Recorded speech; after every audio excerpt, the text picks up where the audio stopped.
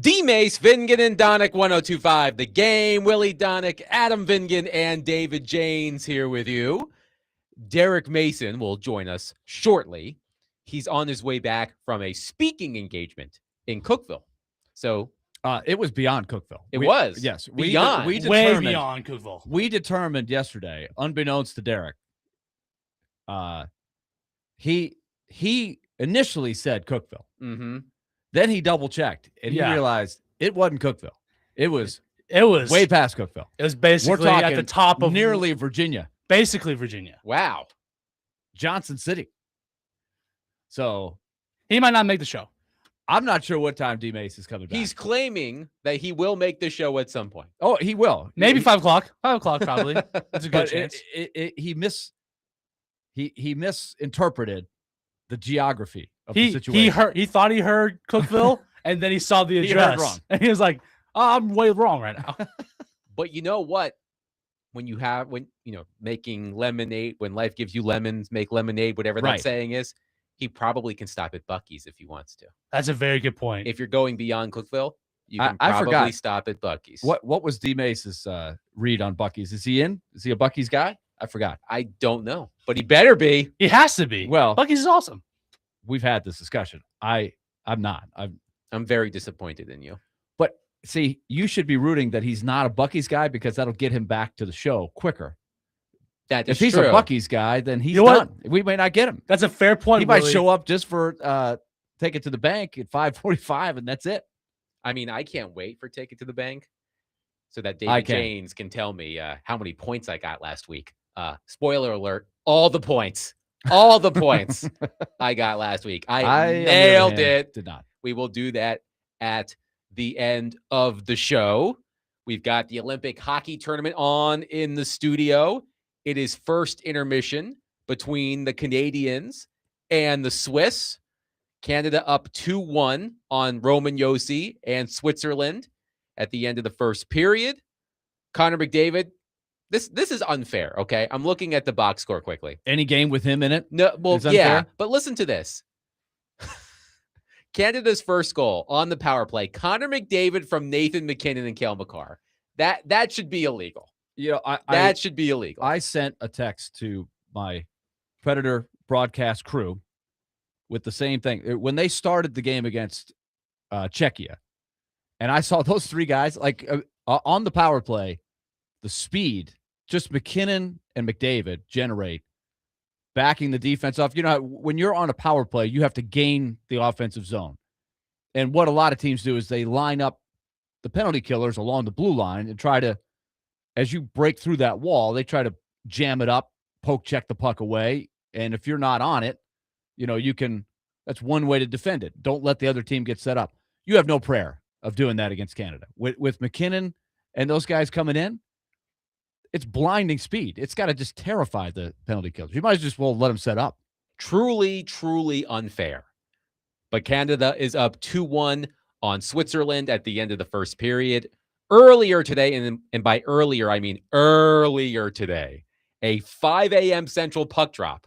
Finland defeats Willie, Sweden. did you watch it? Did you wake up in time to watch it? I did watch it, but it was not live. It's not live. Okay. I watched the on-demand because now I'm a Peacock subscriber. Hey, there you go. And so I had the ability to go on demand. So I got up at my normal time. And that was one of the first things. I got a text from Adam going, Saros played really well. He did. I was like, okay. There you go. I'm going to go watch this. 34 saves on 35 shots for UC Saros. He bounces back from Finland's 4-1 loss to Slovakia to open the tournament. Philip Forsberg did get roughly 9.5 minutes of ice time. That's great because he had 1 minute and 7 seconds of ice time in the first game. I don't understand. Clearly, the coach does not like Philip Forsberg. I don't get it. It's not like they're scoring a lot of goals. Right. Philip Forsberg has played a grand total of 10 minutes and 38 seconds over 2 games for Sweden in the Olympics. Hey, sometimes coaches and players, they just don't mesh. For whatever reason, Sweden's coach doesn't like Philip Forsberg. I'm not going to claim to know why. I don't know the coach. I also questioned why they didn't have Matthias Ekholm on the team? Why would you not want him on D in the? That's also really think they. That's also a good question. Is Oliver Ekman-Larsson better than? He's Matthias? barely playing. He's Right. the Philip Forsberg on defense for Sweden. I He's know. barely getting any ice time. They're using other guys. The other guys are good, but I would have Ekholm in there as that rock steady defender. It's puzzling. Saros did make a huge save on Forsberg late in the second period. Forsberg got a great look in the low slot. Saros made a lot of really good saves. I did go back and watch it. He was at his A game. I'm not saying that Sweden outplayed them. The ice was tilted. It was a pretty even game, but it was a high offensive game. Both teams had a lot of power play chances.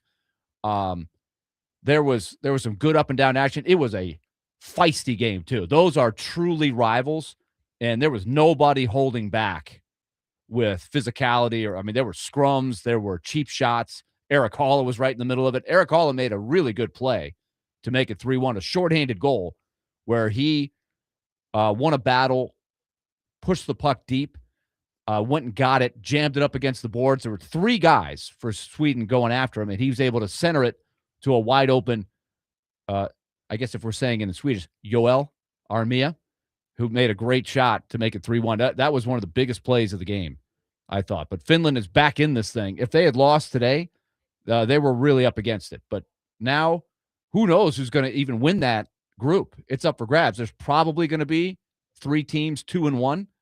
So I don't know how you determine the tiebreaker. Have you looked? Is it goal differential or? I have not looked, but maybe I will. Yeah. Team USA, by the way, plays again tomorrow, a 2 p.m. Central puck drop against Denmark. Team USA, I was watching that game yesterday. Multiple goals overturned in the first period, a couple of posts, but Team USA ultimately wins 5-1 against Latvia to open their Olympic men's hockey tournament. Also, we do have an update on a story that Willie and Derek brought to you yesterday. Yes, we had a blast with the story. I'm sorry you missed it yesterday because we had some hilarious reaction on our text line. So in case you missed it, the Oshawa Generals, a junior hockey team in the Ontario Hockey League, sent an email to its season ticket holders, basically saying, hey guys, you smell. Please shower before coming to our games. Thank you very much. And he said it in a real, we read he was trying so hard to be diplomatic and not single anybody out and like soften it up by throwing out, people could get sick, you could, got to wash your hands and everything. But what he was really trying to say was there's some people that are coming in here with BO and we don't appreciate it. He mentioned something about cat pee, yes. I want to say. Well, that was a direct complaint he got from one of the fans that somebody sitting next to me has the smell of cat pee. You don't want to smell like cat pee. No, you really don't. You really don't want to smell like cat pee. But as you might imagine, that email went viral. And the Oshawa Generals, they backpedaled. They apologized. They said, quote, hey, Gens Nation, we took a penalty on that last one. It's not our place to overstep like we did. We are sorry, and hopefully we can wash this one off, end quote. Mission accomplished. I am disappointed in the Oshawa Generals. They should not have backtracked. If your you're fans saying we need are to crank smelly, up a little Tom Petty, I won't back down. If your fans are smelly, you should tell your fans that they are smelly. If you listen to this show, I'm going to go out on a limb and assume that you like sports. And you've been to games. You've been to Titans games, Predators games, Vanderbilt games, Belmont games, Lipscomb games, Nashville SC games, games of teams that don't reside in Nashville. You've been to games. And I guarantee you, you've sat next to somebody who reeked. And you wish that you could turn to them and say, hey, man, you smell. I've had my experience. I think we should, as a society, be okay with telling people if they smell. So I'm a little disappointed in the Oshawa Generals for backtracking. Stand on business, as Derek Mason says. If your fans smell, tell them they smell. I was okay with how they did it because they did it with kid gloves, but they got the message out and they kind of had fun with it. it became a national story because of it, or international story, I guess, if we're talking about it. So I agree. There was no need to really step back. I wonder what the backlash was, though. I wonder how many were there more complaints about them putting that out than there were complaints about stinky people in the arena. How did it balance out? Are they going to come out ahead? That's a good question. But the Oshawa Generals have apologized. And I say you shouldn't have done that. If your fans smell, you're doing them a service by telling them, hey, you stink. Not just on the ice, but in the stands. So, and they do stink on the ice. Apparently they're in last place. Well, there you go. So they're a smelly organization. We wanted to bring you that update. I am disappointed in the Oshawa Generals for apologizing for telling their fans that they smell. Here is something that doesn't stink. The Vanderbilt women's basketball team. The Commodores win 86-70 against number 4 Texas last night at Memorial Gym. Michaela Blake's ho-hum, yet another 30-point game. Aubrey Galvin, 18 points as well. And Willie, I know that Coach Willie may not want to hear this, but I think we have a national championship contender on our hands. I agree. I think that what that win and earlier, the last 2 wins have done, they've won 3 in a row. They beat Kentucky at Kentucky. They beat Oklahoma at home. And now they beat Texas, who was 23-2, I think, coming in. They've set themselves up now for a possible 1 seed. I think most people who are watching the game, and I haven't watched every team, but UConn and South Carolina look like they might be a little bit better than everybody. And South Carolina's already decisively beaten Vanderbilt once. Of course, anything can happen in one game, but I think a great way to go is if you can get a 1 seed and avoid having to play those teams until you get to a Final Four, then you give yourself a shot. But they are so much fun to watch. You mentioned most people by now, if you have any clue of what's going on in Nashville, you know who Michaela Blakes is, and she was awesome again last night. I thought Texas really made her work just to get the ball, let alone score. So she had to work for the 34 or however many she ended up with. I think it was 34. It wasn't easy, but she still found a way. And then the point guard, man, is she good. She is so much fun to watch. She just puts on a show every time she just bring the ball up the court. She goes behind the back. She spins. She distributes. She had this ridiculous scoop shot. Yeah, scoop shot last night that I don't know how it went in, but she made it look so easy. Michaela Blakes and Aubrey Galvin have this sort of Batman and Robin thing going on in the backcourt. It's been really fun to watch. Michaela Blakes, by the way, the first SEC player in the last 25 seasons to drop 4 consecutive 30-point games. And the last 3 have been against top 10 teams. Top 10 in the nation. So it's not like she's, rolling up points against, non-conference December competition, right? These are the top teams in the country that she's doing this against. So it's a good vibe. They had a good crowd last night. So, and the Texas coach just completely went off on his team, which is continuing a trend. Yes, which we will discuss later in the program because the Texas coach isn't the only college coach to rip his players in such a way. Yeah, a strange trend. Yes. Gino on our text line, driven by Wilson County, Hyundai.com, says, could you imagine an odor detector to go to hockey games instead of a metal detector? Imagine that backlash. Yikes. Only people offended are the smelly people, and they would kind of out themselves.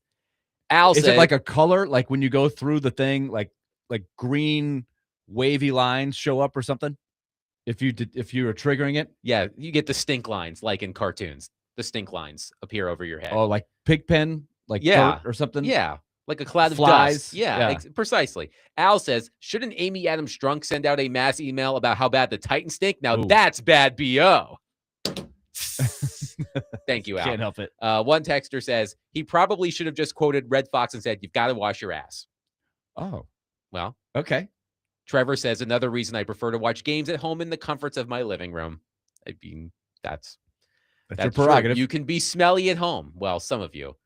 My wife would not hesitate to tell me I stink, even if I'm watching sports in the comfort of my own home. So, again, I'm disappointed in the Oshawa Generals. Stand on business.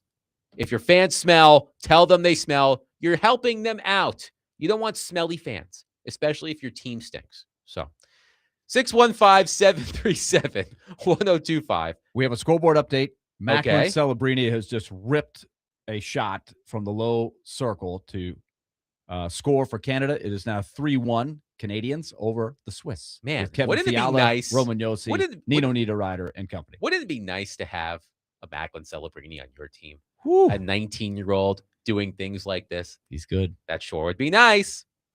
Just saying. 615-737-1025. Our phone and text lines are driven by WilsonCountyHyundai.com. Coming up next, Chad Withrow from Hot Mike with Hutton and Withrow will join us. We'll talk to him about what's been going on in college sports. Joey Aguilar's hearing, I believe, is still ongoing. It started within the past couple of hours. Somebody stop the madness. The Chambliss thing is driving me crazy. Okay, we'll get to that. We'll talk about all of that with Chad coming up next. 615-737-1025. Register today for Stars Trivia Night at Boombahs in East Nashville on Thursday, February 19th, featuring Willie Donick. It will be a night full of fun, food, and prizes, all while supporting Stars Nashville, a nonprofit providing free mental health support for students in over 200 schools across Middle Tennessee.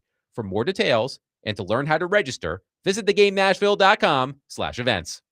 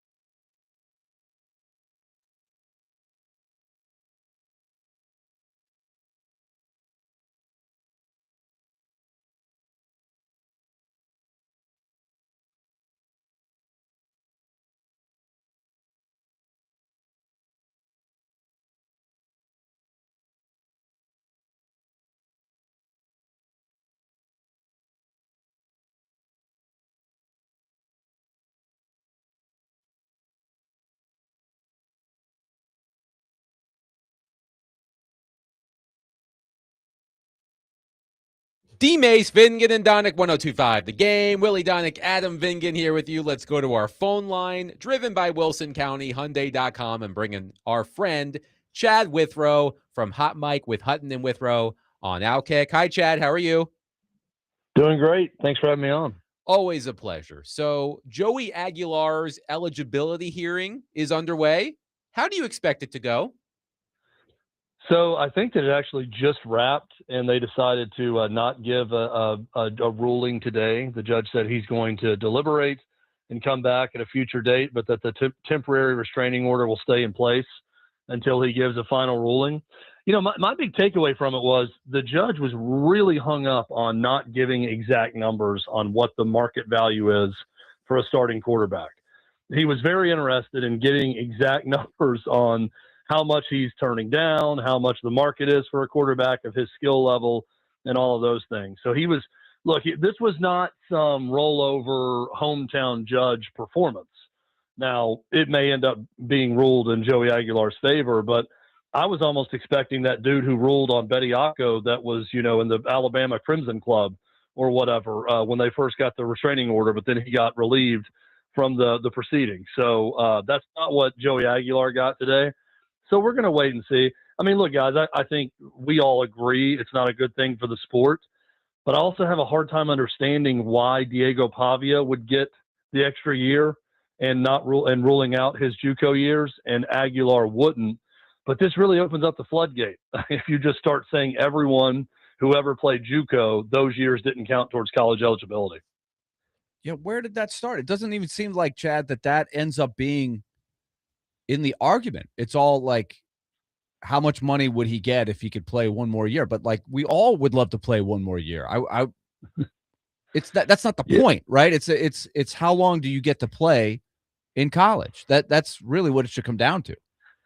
Yeah, I think the Trinidad Chambliss thing, Willie, was totally different. You know, watching, and I watched some of that hearing yesterday, because what he's arguing is something totally different. Basically, he had a respiratory infection from a tonsillitis or tonsillectomy in 2022 and didn't play a snap that season. And apparently Ferris State didn't apply for a medical red shirt, so it counted against his eligibility because of a clerical error. And even the coach admitted that, well, he told them that he was a medical red shirt, but they didn't file the paperwork. Doesn't exactly make Ferris State look great in all of this, but I would understand, you know, giving him back that medical red shirt year the way they did. That makes a little more sense to me. And I mean, yes, of course, like everyone, if they could get one more year, would love to have that. And yeah, it does suck that you don't get to make a lot of money to play in the SEC for one more year. But if the fight and the argument is going to continue on about JUCO shouldn't count, it won't count moving forward, I just think that's a bad precedent, bad slippery slope. It was bad it was good for Vandy and Pavia. I think it's bad for everyone else. I'll say the same about Tennessee. I don't think any of this is what's best for college football. But do we just need to make it simple and make an age limit and just say, look, once you get, I don't care what happened, whether it was a clerical error or you had this or that, once you get 24, that's it. We can debate and negotiate what the age is, but to me, it's got to stop somewhere. We can't just keep letting this happen. Yeah, I mean, even if it's, and I noticed this in the Pavia, so that Pavia case continues, and I know his attorney argued this, and I actually like this part of it. He said, if you really want to help out high school kids, get rid of unlimited transfers and go back to the one-time transfer rule. You get one transfer for free, and that's it. You got to sit out if you do it again. I'm fine with that. That would eliminate the leveraging over and over, right? Of guys bouncing from school to school and trying to get a little bit more money each path along the way. That could help out those high school seniors that want opportunities, because it would cut out those older guys doing that. I'm with you, Willie. If it's 5 years to play 4, if it's 6 years to play 5, if you're going to rule that JUCO doesn't count, let's just make it consistent, whatever it is, where you don't have 26 and 27-year-olds playing college sports. It's very simple. You can just make it very simple by one of those things, either 5 to play 4, 5 period, 6 to play, whatever we decide, that's it. Then we don't have to worry about this guy or that guy appealing this or appealing that, because these these hearings affect a relatively small amount of people individually. But what it does when you rule in favor of one of these guys, it affects hundreds of kids, because the more precedents that are set, the more there's a log jam that I thought would be relatively short in 2020. That's where it all started, right? They opened the box by saying, well, this year doesn't count, where they probably should have done right by everybody and just said, life's tough. This is a tough break for this group of kids. But instead, they've affected 6 or 7 years of high school kids and counting. Yeah, and even yes. Look, I love 5 to play 5. If you enter NCAA sports out of high school, 5 years. Let's just say we go to that. That's fine. Okay, with it's me. not 4 years. You can get your graduate degree 5 years. If you're a stud freshman and you don't want to go pro after 3 or 4 years, you can stay for that 5th year. I'm good with that. I would be good with even kind of a compromise of, if you have to go the JUCO route, then after 1 year you could start that 5-year clock. If it's 2 years, I feel like one of those 2 years has to count towards eligibility. So let's say you had to go to JUCO for 2 years. Well, when you start at 20 or whatever, you got 4 years at that point. You get one free NCAA year that doesn't count because you played JUCO. The other one has to count. But even if you had a compromise with that, it would be a much better system of rules than what we have now. I think the biggest thing, though, and this is what I want to see, I want to see 2-year agreements. I love the college baseball model of, if you go to college, you got to stay for 3 years. I'd love to see this now that the teams have to share revenue with the athletes as part of this agreement. I think it should work both ways. I think it's a 2-year deal. Now, if both sides want to get out of it, there could be a way to do that. But I think it's 2 years. I think you get one free transfer. If you go somewhere you don't like it, or you just want to go somewhere else and make more money, have at it. You get to do it once. You do it a second time, you sit out a year, just like the old rules. I really think that would help. First off, it would clean up the sport.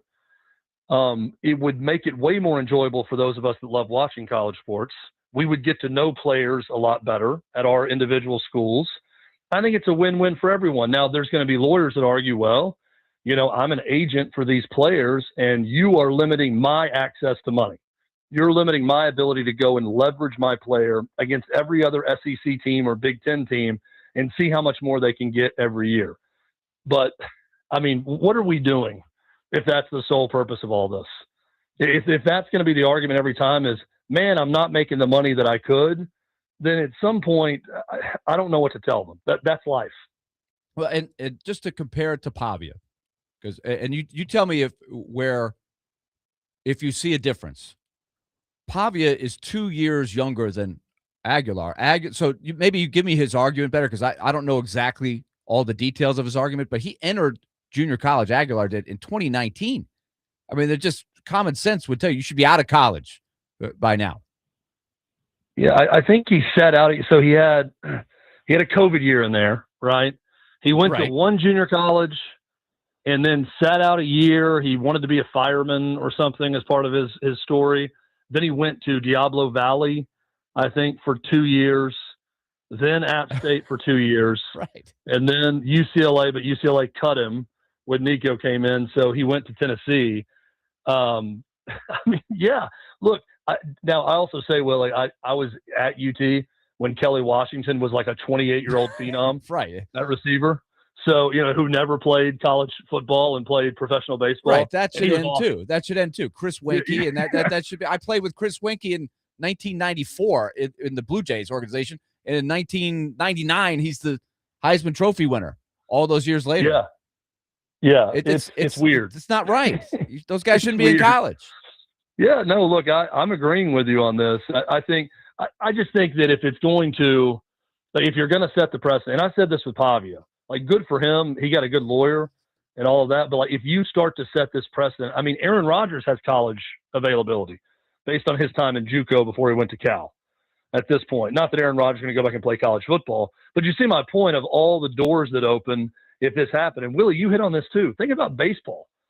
Think about college baseball guys. Think if you got a guy who was struggling in rookie ball or A ball or double A, and you could go to that player now that never played in college, and you could pull an Nate Oates, and we get to the postseason, and some coach says, hey, I've got my Friday starter now. Yeah. It's this guy who's been playing pro baseball for the last 5 years, who's 23 years old. I mean, that's going Why to not? immediately make someone a contender. That's no different. Why not try it? There's no difference with that. Just bring them back and let them play college sports. I hate it.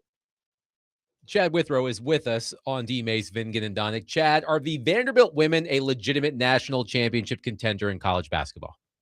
And I saw that score last night. I didn't see the game, and I went back and watched the highlights.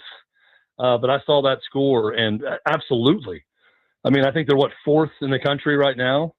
And you see what they just did to Texas, who is a legitimate national championship contender. You know, I think what women's basketball has done a good job of in recent years is there were so many years where it was UConn, huge gap, everyone else. There were years where it was Tennessee, huge gap, everyone else. South Carolina, big gap, everyone else. Baylor, huge gap, everyone else. You got more contenders now. You know, UConn looks dominant, and I know they're undefeated. But I look up and down the SEC, and Vandy is right there at the top. South Carolina is going to have a shot. Texas is really good. Oklahoma's good, but Vandy just ran through Oklahoma and Texas. Yeah, they got a great shot at it, and I think it's a part of the sport being better that you don't just have that one team running away from everyone. I'm sure you're keeping tabs on the Winter Olympics, and there have been a lot of interesting stories coming out of the Winter Olympics. We talked about the Norwegian biathlete who admitted on national television that he cheated on the love of his life. I wonder how that's going for him, by the way. Oh my gosh, what a bad move. Is she back? I got a lot of thoughts. Unless it worked. The worst thing, look, the dude made a mistake, but like the worst thing you can do now is put it out there in public. You are a celebrity for doing that. So now for his special someone, that's how she's known by everyone. Oh, you're the girl he cheated on. Right. That he announced on national TV, like forever. Like you could have just kept it between you two and had a much better shot at reconciliation. But instead, he put it all out there, and it, in turn put shame on her, which was not a good move. That was really bad by the Norwegian. Now there's we got to get the rest of the story though, because if it works, then how many other guys are going to try that and say, "I got to go public"? Go public it's also with the like cheating. I feel like Willie, all that he's doing is making himself feel better. You know, like, I got to clear my own conscience, guys. Got to clear my soul here. I did this. I'm so sorry. I'm like, you're making it worse on her. I just feel like you're inherently making everything worse on that girl by going public with that. But hey, that's just me. Maybe things are different in Scandinavia. My wife is, part Swedish, so maybe she can tell me if it would work. But I don't think it's going to work. We'll wait for the results. But the judge's ruling is in for me, and I don't think it's going to be good. You may have also seen the story of the Slovak fugitive who had been on the run for 16 years, finally getting arrested because he turned up to Italy to watch the Slovakian men's hockey team. He did it for the game. You had to see the hockey. But you know what? He did not actually see the game. He was arrested before the game or during the game. He did not get to see the game. So it was all for naught. But Chad, think about this. He's somewhere in hiding, just like Harrison Ford. And what was the name of the fugitive? Dr. Richard Kimball. Richard Kimball. I knew Chad would come through. Our fugitive's name is Dr. Richard Kimball. Yes. Go get him, boys. All right. Yes, Tommy Lee Jones. That's right. Great movie. Great TV show before that. So this fugitive is sitting there going, hey, I've baited for 16 years. We got the Olympics right here. I'm going to go to the game. Who knows how many other games he's been to where he wasn't caught. But he went down. Willie, Slovakian hockey team. Can you imagine, like this, first off, this is an amazing commercial and ad for Slovakian hockey. I mean, I would use this guy over every poster, over everything. This team is so good and the passion is so high that he risked his freedom to go watch this team play. So, you should go watch this game in Prague also, or wherever they're going to be playing next, right? I mean, that is a great ad for Slovakian hockey, that it's so good. People risk their freedom to go watch them play. And I just see the guys, he's got a lot of national pride. Like maybe he just thought they'll turn a blind eye because I'm just here to support my fellow countrymen, and it's not a big deal. I feel bad for him. But I think, his story is almost better than the Norwegian guy. Yeah. I feel like he comes out of this better than him. And the Slovakians are 2-0. They've rallied behind this guy. Yeah. Hey, he should be their unofficial mascot. Maybe he can give them the pep talk before the next game. Here's what I loved about this story. Italy's military police managed to track down and arrest the man Wednesday after he checked into a campsite in the outskirts of Milan, thanks to an automatic alert from the campsite reception. Now he has been taken to prison to serve a pending sentence of 11 months and 7 days. So first part, I just now learned that Italy has military police. I didn't even know they had MPs in Italy, so good for them that they had them tracking him down. And second part, he went to a campsite. So I mean, he's fully embedded of being a guy on the lam. If you were just camping out at different places and not even renting a room or doing any of that, he knows how to go under the radar. So it does make all of this even more surprising. Chad Withrow of Hot Mike with Hutton and Withrow has been our guest on D-Mace, Ving, and Adonic. He joins us every Friday. Chad, thank you so much for your time as always. Have a great weekend. We'll catch up next week. Guys, I'll be rushing to get back on your show like that Norwegian cross-country skier going 6 miles per hour uphill the whole way. That's going to be my level of effort to get back. We appreciate that. Thank you. 615-737-1025. Just so many interesting stories coming out of the Olympics that have nothing to do with what's actually happening in these competitions.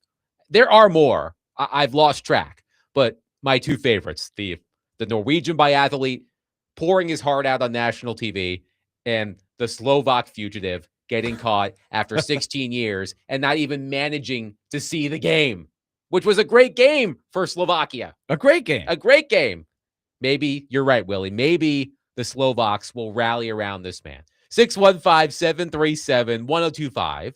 Speaking of the Olympics, I do have an Olympic-related Nashville adjacent thought that I want to get out coming up next. 615-737-1025. NASCAR action is on the Game Nashville Sports Network all season, starting at 6:30 p.m. tonight. Catch live coverage of the NASCAR Truck Series race fresh from Florida 250 on 1025 The Game and the Game Nashville app.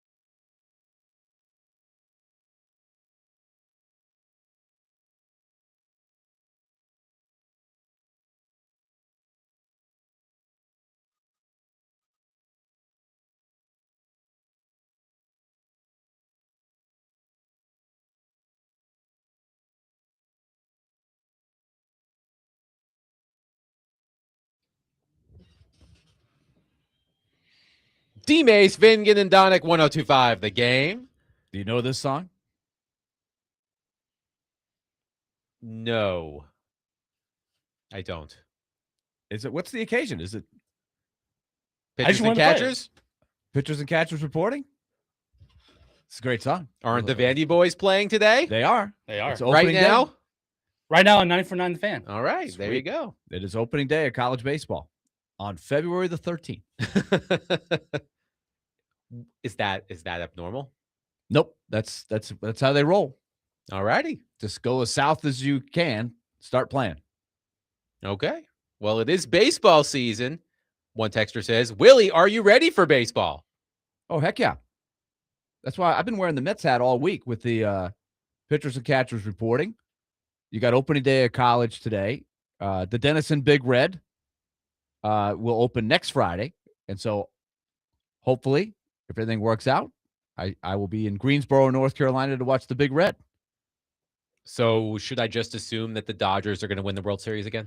Well, that's a big story right now. In 1 year, baseball is going to be in a big pickle, a big labor situation, because for whatever reason, the baseball players have stuck to this notion that's 50 or 60 years old now, that we can't have a salary cap. Life will not, we just cannot ever consider a salary cap. It's time to move on. Like, this isn't 1776. Things have changed. So you have to evolve with the times. I think if they attack it the right way, they could find a good middle ground. But if you go into it saying we're never going to have a salary cap, it could be like the hockey, where that's what the players tried to do in hockey in whatever year that was, 2004, and they missed an entire season. They didn't play once. Yeah, that sucked. 0 games. That sucked. The whole year was wiped out. Sure Do you was. want that? No. Because I will tell you, I am a huge baseball player guy. I am all for fairness and everything like that. I'm not like Mr. Owner guy. But the players may need to look at what happened in hockey in 2004. If you're like going to be all tough, like the owners will crack, I don't know. One texter says, I want to hear what Willie thinks the MLB should do. Well, what I would do if I were the players, I would force the 10 or 15 teams that don't try to win on a given year. And it's out of necessity, right? You pick your spots if you're a small market team. You don't have the resources. I would force those teams to spend more, and I would do the math, and I would say, how do the players end up with a bigger part of the pie? Because more teams will spend. And I would create a high floor, and I would create a high ceiling. I would be creative so that the players would be all right with a big market team like the Dodgers or some of the other teams using advantages that they have. And so it's not a strict salary cap like hockey, where everybody's got the exact same to spend pretty much with the revenue sharing. You could be creative about it, but get to work on it now and don't just dig in and say, we don't trust them, we're never doing it, whatever. That is not good. You have a year to figure it out, but the story right now is the Dodgers have cracked the code, right? It's ridiculous what they're spending compared to some of the teams. The It's Dodgers, way out of whack. The Dodgers are plus 230 to win the World Series, the odds-on favorite, followed by the Yankees at plus 950. So we'll see you in October, Dodgers. I'll fast forward. Quite a gap. And we know in baseball, the thing that saves baseball is that the better team doesn't always win in baseball. A short series can go a number of different ways if you step up.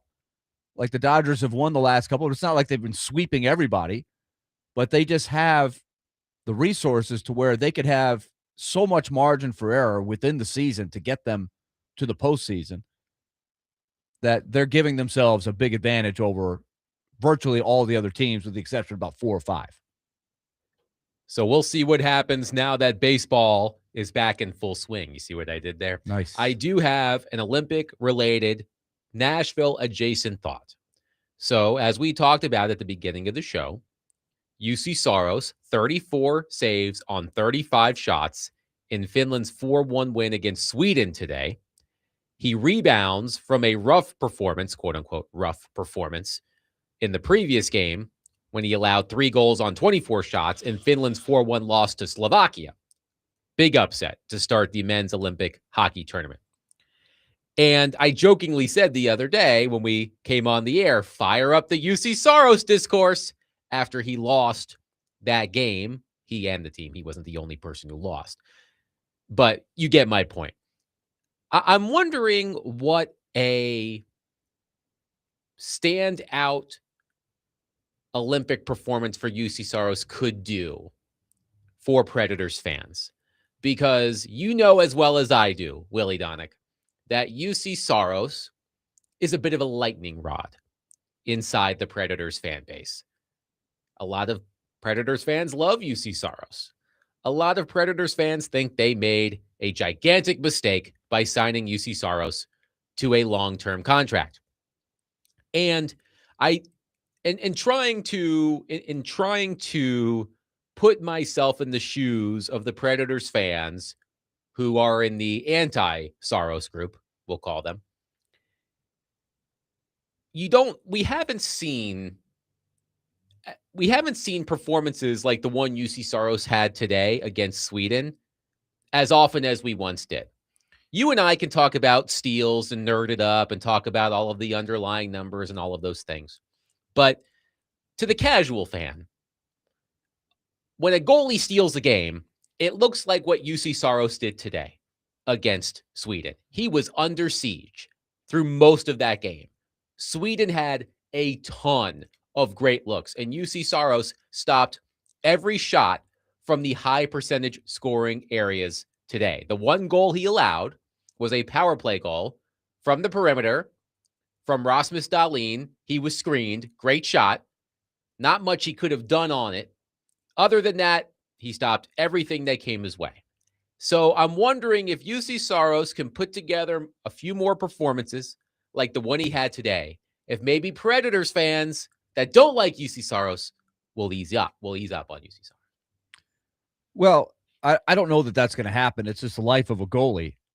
If you're not getting results, the fans are going to go to the goalie just like they go to the quarterback in football. I think that just goes with the territory. It's what you sign up for when you're the goalie. I don't think he played poorly in the first game, as you and I talked about against Slovakia. I went back and looked at the Sport Logic stats. The 2 of the 3 goals were grade A scoring chances that Juraj Slafkovsky, a very talented rising star, just made great plays on. And you could look at the defense and you can say, here's, what was he supposed to do? None of the goals he gave up were bad goals. But when you're under the microscope, like Saros, and there's this thing, because he's been down a notch from the standard he set, which was extremely high, until he gets back to that standard as the norm. And this is also in the context of over the course of, we're now past the quarter century mark, right? There have been, I don't know, 2 years, 3 years where you could look at the Predators goalies and say they weren't among the best in the league. Like, the market is spoiled. Like, the bar is really high for what you expect from the goalies. There's some franchises that would love to have UC Saros, even in his current state, would be a big upgrade in what they have. But Saros himself has set the bar high, and I will concede that you're right. He's not going through those spectacular runs where he's lights out for 2 months, which has happened many times before. I'm hoping that it will come back. I think the game has changed some. It's harder to do that than it used to be with the influx of young talent and with the creativity of the offenses now. I think if you listen to a lot of really good discussion on this, I think right now the offenses are a little bit ahead of the defenses, and that's hard for goalies. We mentioned the fact that the average save percentage around the league has gone significantly down.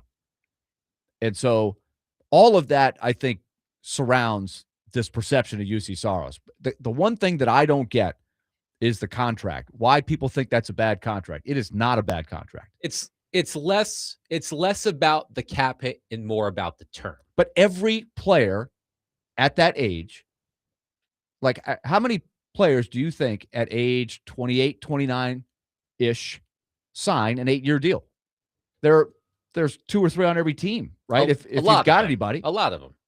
So almost all of those, the last 3 years of that contract are, well, I don't know what's going to happen for the last 3 years of that contract, but it's just, that's how you do business, the way the current CBA is.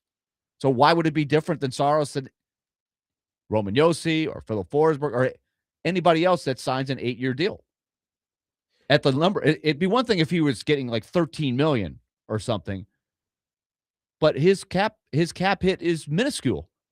It falls right in line with what he has been, and he's what, 9th or 10th highest paid goalie right now, thereabouts. By the end of that contract, he'll be 15th probably. So going forward, that is not a untradeable contract. It's not a. I don't. That's what I don't think enough people have grasped. It's one thing to say he's not playing as well as he did. That's a fact. He's been down on. He's missing a layer that we got spoiled with, and I still believe he can get back to that. And I'm a believer in him. But the contract thing, you can't budge. I won't budge on that one. I know that save percentage isn't everything, but I looked this up earlier because I was curious. Since the start of last season, UC Saros has recorded a save percentage of at least 900 in just 44.1% of his starts, which is 46th out of 55 goalies with a minimum of 40 starts since the start of last season. At his peak, which I would say was between the years of 2021 and 2023, he recorded a save percentage of at least 900 in 66.7%, or 2/3 of his starts. Again, save percentage isn't everything, but between 2021 and 2023, 66.7% of his starts with at least a 900 save percentage. Since the start of last season, 44.1. That's not good, but it is also indicative of last year's team, which was abysmal in the defensive area. And the weird thing that has happened this year, which I can't explain, is, and I don't know the exact number, but there are, I think, what's he started? Probably 44 or 45 games. Yes. 8 to 10 games this year where everything went wrong. And it just has ruined his stats. Also, remember, there are a lot of games these days where what's happening. They are a stickler for what is a shot on goal, right? Save percentage has everything to do with how many shots you're facing. So if you only face 20 shots or even, or 21 shots, let's say, well, let's use the game the other day. He faced 24 shots. He stopped 21 of them. That's a save percentage of .875. Right. That's a good example of what will happen in a lot of games in the NHL. And sometimes that third goal happens in overtime, where you've played a really good game for 60 minutes and you've allowed 2 goals. But it's a relatively low amount of shots, and so your save percentage doesn't look good. But you may have given up goals on really good plays, and then there's a 3-on-3 goal that allows that third goal. You see what I'm saying? That would account for some of the games you're talking about. But relative to the league, I mean, it does say something that he ranks that low in that. 6-1. So I'm trying to meet you halfway. I'm not trying to say that he's still Vezina. He's played Vezina caliber. He's not. And I am mystified why he hasn't bounced back with the level that I have seen.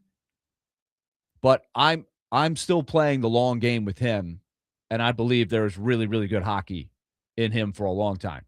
615-737-1025. UC Saros bounces back with a huge performance for Finland today. 35 saves on 35 shots in Finland's 4-1 win against Sweden. I wouldn't expect Saros to play tomorrow against Italy. Maybe Kevin Lankinen will get the start in net for the Finns tomorrow. We'll see. 615. The Italians have been scrappy, right? They have. So that will be an interesting choice because they need that game. They got to win that game. Six- Lankin is very capable.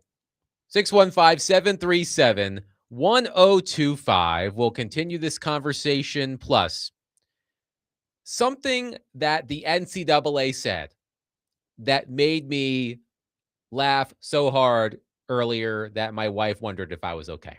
We'll discuss that coming up next. 615-737-1025. Willie Donick, Adam Vingan, 1025 The Game.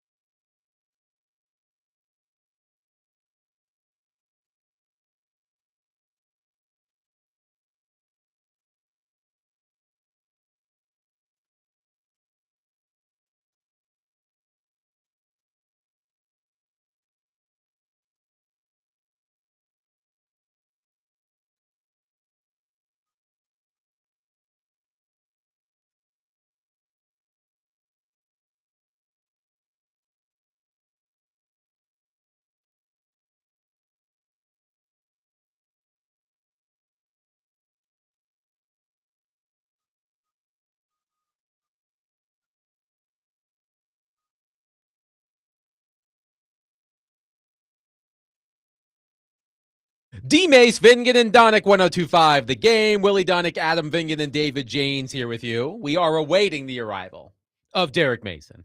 Derek Mason traveled quite far for a speaking engagement today. He thought he was only going to Cookeville. Apparently, he was going to Johnson City. Is that right? I believe that's correct. A little bit further. We'll see. We'll see if Derek makes it before the end of the show. I don't know if he's going to stop at Buc-ee's or not. We'll get a full report From Derek when he arrives. I've told this story before, but the first time I ever went into a Buc-ee's was the Buc-ee's in Crossville, Tennessee. Shout out to Crossville. And my wife and I were on a road trip with our son, and he was little at the time. So he had fallen asleep in the back of the car. So we pull into the parking lot, and I tell my wife, I'll stay with Arlo. You go in, and I'll come in when you're done. Like 20 minutes goes by, 25 minutes. And I see her coming back from Buc-ee's in the rear view mirror with this huge plastic bag. And when she opens the door, she says to me, I blacked out. I bought all this stuff. Because that's what happens at Buc-ee's. You just get overwhelmed by all of the tchotchkes. I get it. But see, I'm about time on a road trip. I can't afford to be taking a tangent and going and blacking out and making all these purchases. I need to get from point A to point B. I'm on the road. I am not a Buc-ee's. I will not go. I'm not down. I got to get somewhere. Somebody convince Willie. 615-737-1025. You have to build it into the trip. No, I don't. Last year, I drove from here to Atlanta for the Champions Classic, and I left early enough to leave myself enough time to stop at Buc-ee's. I did not eat until then. I timed it out. I planned it around a stop at Buc-ee's on my way to Atlanta. That's what you have to do. You have to build it into your itinerary. So you wouldn't even like go to it if you're coming back from a trip? No. If you just happen to be passing by, you wouldn't go, I got to get home. Buc-ee's. I want to get home. But like you can like make a little stop. It's like if you go to a gas station in general. I'm But gonna have obviously it's to- Buc-ee's, but The gas has got to be bing, get it in, get it out, go. We're out of here. Something tells me that Evie and Mahoney did not have very fun road no, trips. yeah, that's growing up. what it's like. Oh, you want to go to the bathroom? Well, you gotta wait until we get there. Here's a bottle, kids. I'm not that guy. Here's a yellow or here's a green Gatorade for you guys Yes. to pee in. Derek says early enough. Well, actually, he says Willie hates Buc-ee's. So Derek's in the listening Down on area Buc-ee's. because he's Yeah. listening. Willie hates Buc-ee's. I have nothing against Buc-ee's. It's just I don't get the concept. I'm about efficiency in travel. Well, somebody else is mad at you on the text line for your. I know there are huge Buc-ee's defenders. I don't get it. This has nothing to do with Buc-ee's. One texter says, seriously dumb take on the salary cap. Those poor owners must be stopped from spending their money. The Mets outspent the Dodgers and did not make the playoffs. 2 World Series is a small sample, dude. 2 plays could have won it for the Jays. Stop sucking up to the billionaires. They are laughing at you. Your response.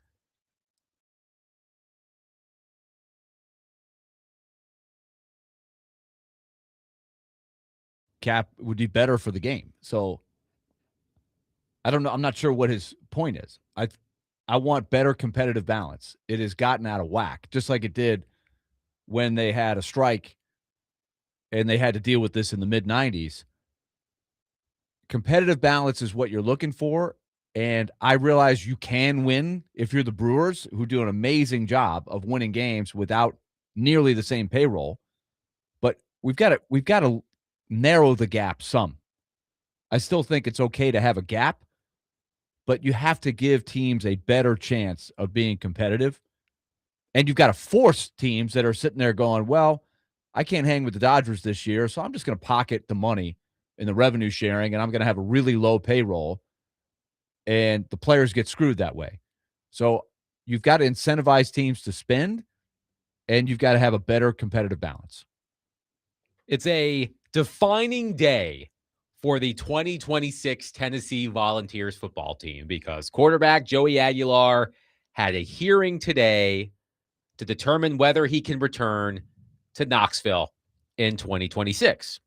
Now, at one point, Joey Aguilar was involved in the lawsuit headlined by Diego Pavia. And I saw this headline from Sportico on Pavia's lawsuit against the NCAA. And Pavia is the headliner, but he has already said multiple times he is going to the NFL. He is not trying to extend his college career. But there are, a couple of dozen former JUCO players who are a part of Pavia's lawsuit, hoping to have more D1 eligibility.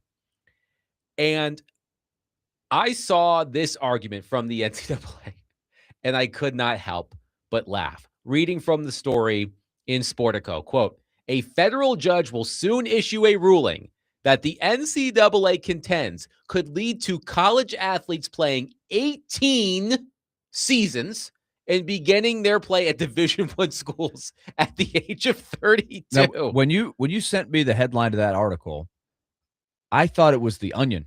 I thought it was like a facetious kind of, in jest kind of thing. Nope. The NCAA actually argued this, not only in the Pavia lawsuit, but apparently in the Aguilar lawsuit as well. But let me read from this story. Quote, and what the NCAA describes as quote unquote, not hyperbole, it warns that the judge granting an injunction would be the first domino to fall and could eventually lead to athletes in their late 20s and early 30s populating college rosters.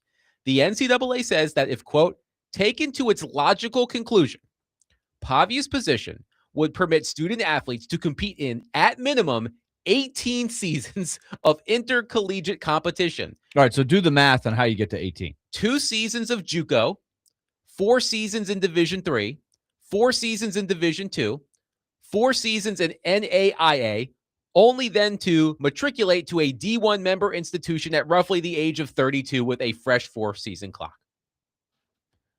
And if you piece that together, that's a little egregious. Nobody's going to do that. But it does show you the madness of this whole thing with Chambliss and the JUCO guys. So, like, Chambliss was at a Division II place. So basically you're saying nothing counts unless you go to Division I. That is the argument that the NCAA is trying to make or trying to defend against. Right. I've never understood why we went down the road of JUCO doesn't count. Canada just scored again. I think it was Crosby that scored after Swiss were all over Canada. They had some great chances to make it 3-2. Instead, it's 4-1. Canada is awfully tough. But on this whole thing, why is it just because they don't have NIL? Why can't JUCOs have NIL? High school kids can have NIL. Why can't JUCO? Like, why does it not count? Why does JUCO not count? That's what I don't understand and haven't from the start. Same thing with Division II or Division III or NAIA. Why does it not count? You're a college player. I don't know the answer to that. So this can of worms got opened. It doesn't make sense. It's not logical.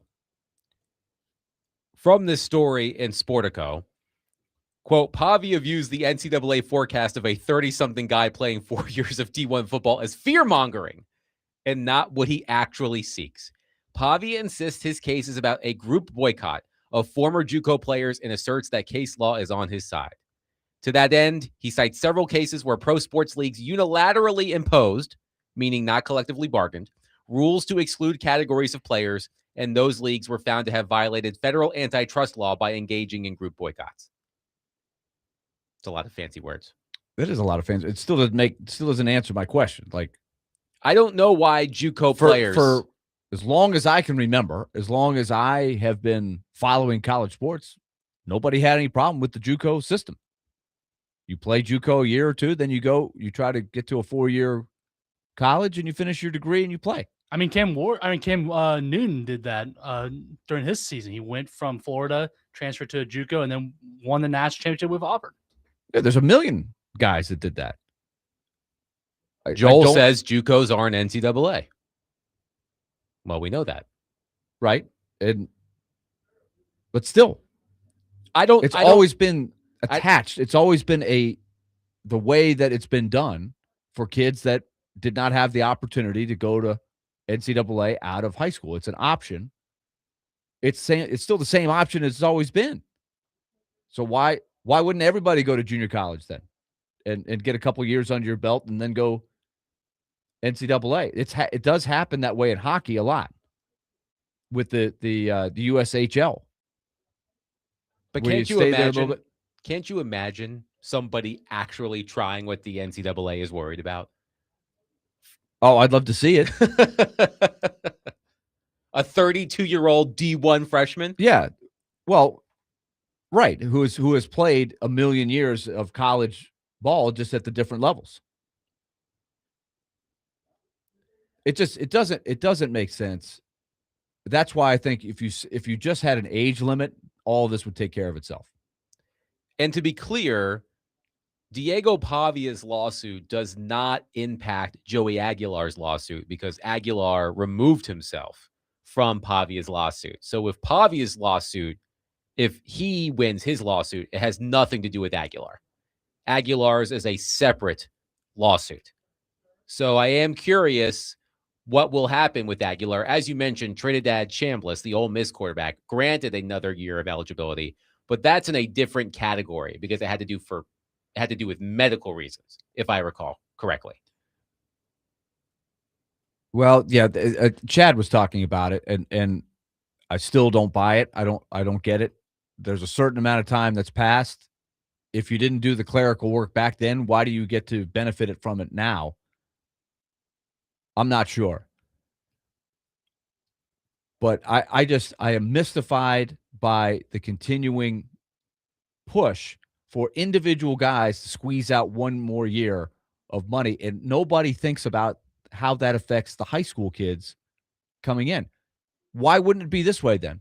If JUCO doesn't count, why wouldn't you make a partnership like every 4-year university? Why not just have a minor league system with a lot of junior colleges, put a lot of guys who are 18 and 19 in the JUCOs and let them develop there, have a little developmental league if it doesn't count, and then have them play for your school for 4 years. Again, I just want somebody to do what the NCAA is. I would love that. Just one person. I want one person to take that path that the NCAA lays out. 4 years of D3, 4 years of JUCO, a couple of years of NAIA, and then a 32-year-old D1 freshman, just for kicks and giggles. I would love to see that. I know you wouldn't like it. It opens up a huge can of worms, but there's sort of a comedic. It would take a long time for that to play itself out. Just to see, that's a long time for one person to do it. One texter says, "How many degrees would you have after 18 years?" At least 2. You'd have a master's and a PhD, right? Well, that's another question. You have a bachelor's. Does anybody, talk about school anymore? No, it's not about school. It's not being about school in 2020. Yeah, it's not about school. It's about making money, not unity and friendship. I know it's big alumni weekend at Vanderbilt, right? And It is. And you'll see all of your old teammates, and it'll be great. And you'll be talking about the good old days and unity and friendship. Right. And that's just not how it is anymore. And you know what? All those people, I'm going to know exactly who they are, when they were there, and I know them very well. They know me too well because that was the college experience.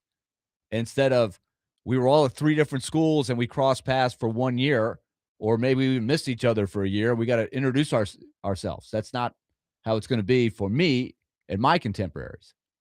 I like that. Didn't make a dime outside of our scholarships, but that's fine. I got a free education. And look at you now. You're here with me. Yeah. And all of us. Worth every penny. And I think you should make money. There's nothing wrong with the kids making money, but we've got to reel this in. And cut it off when you're 23 or 24, you should be out of college. You should be on to the next thing, whatever that is for you. Well, we'll see if Joey Aguilar gets another year at UT.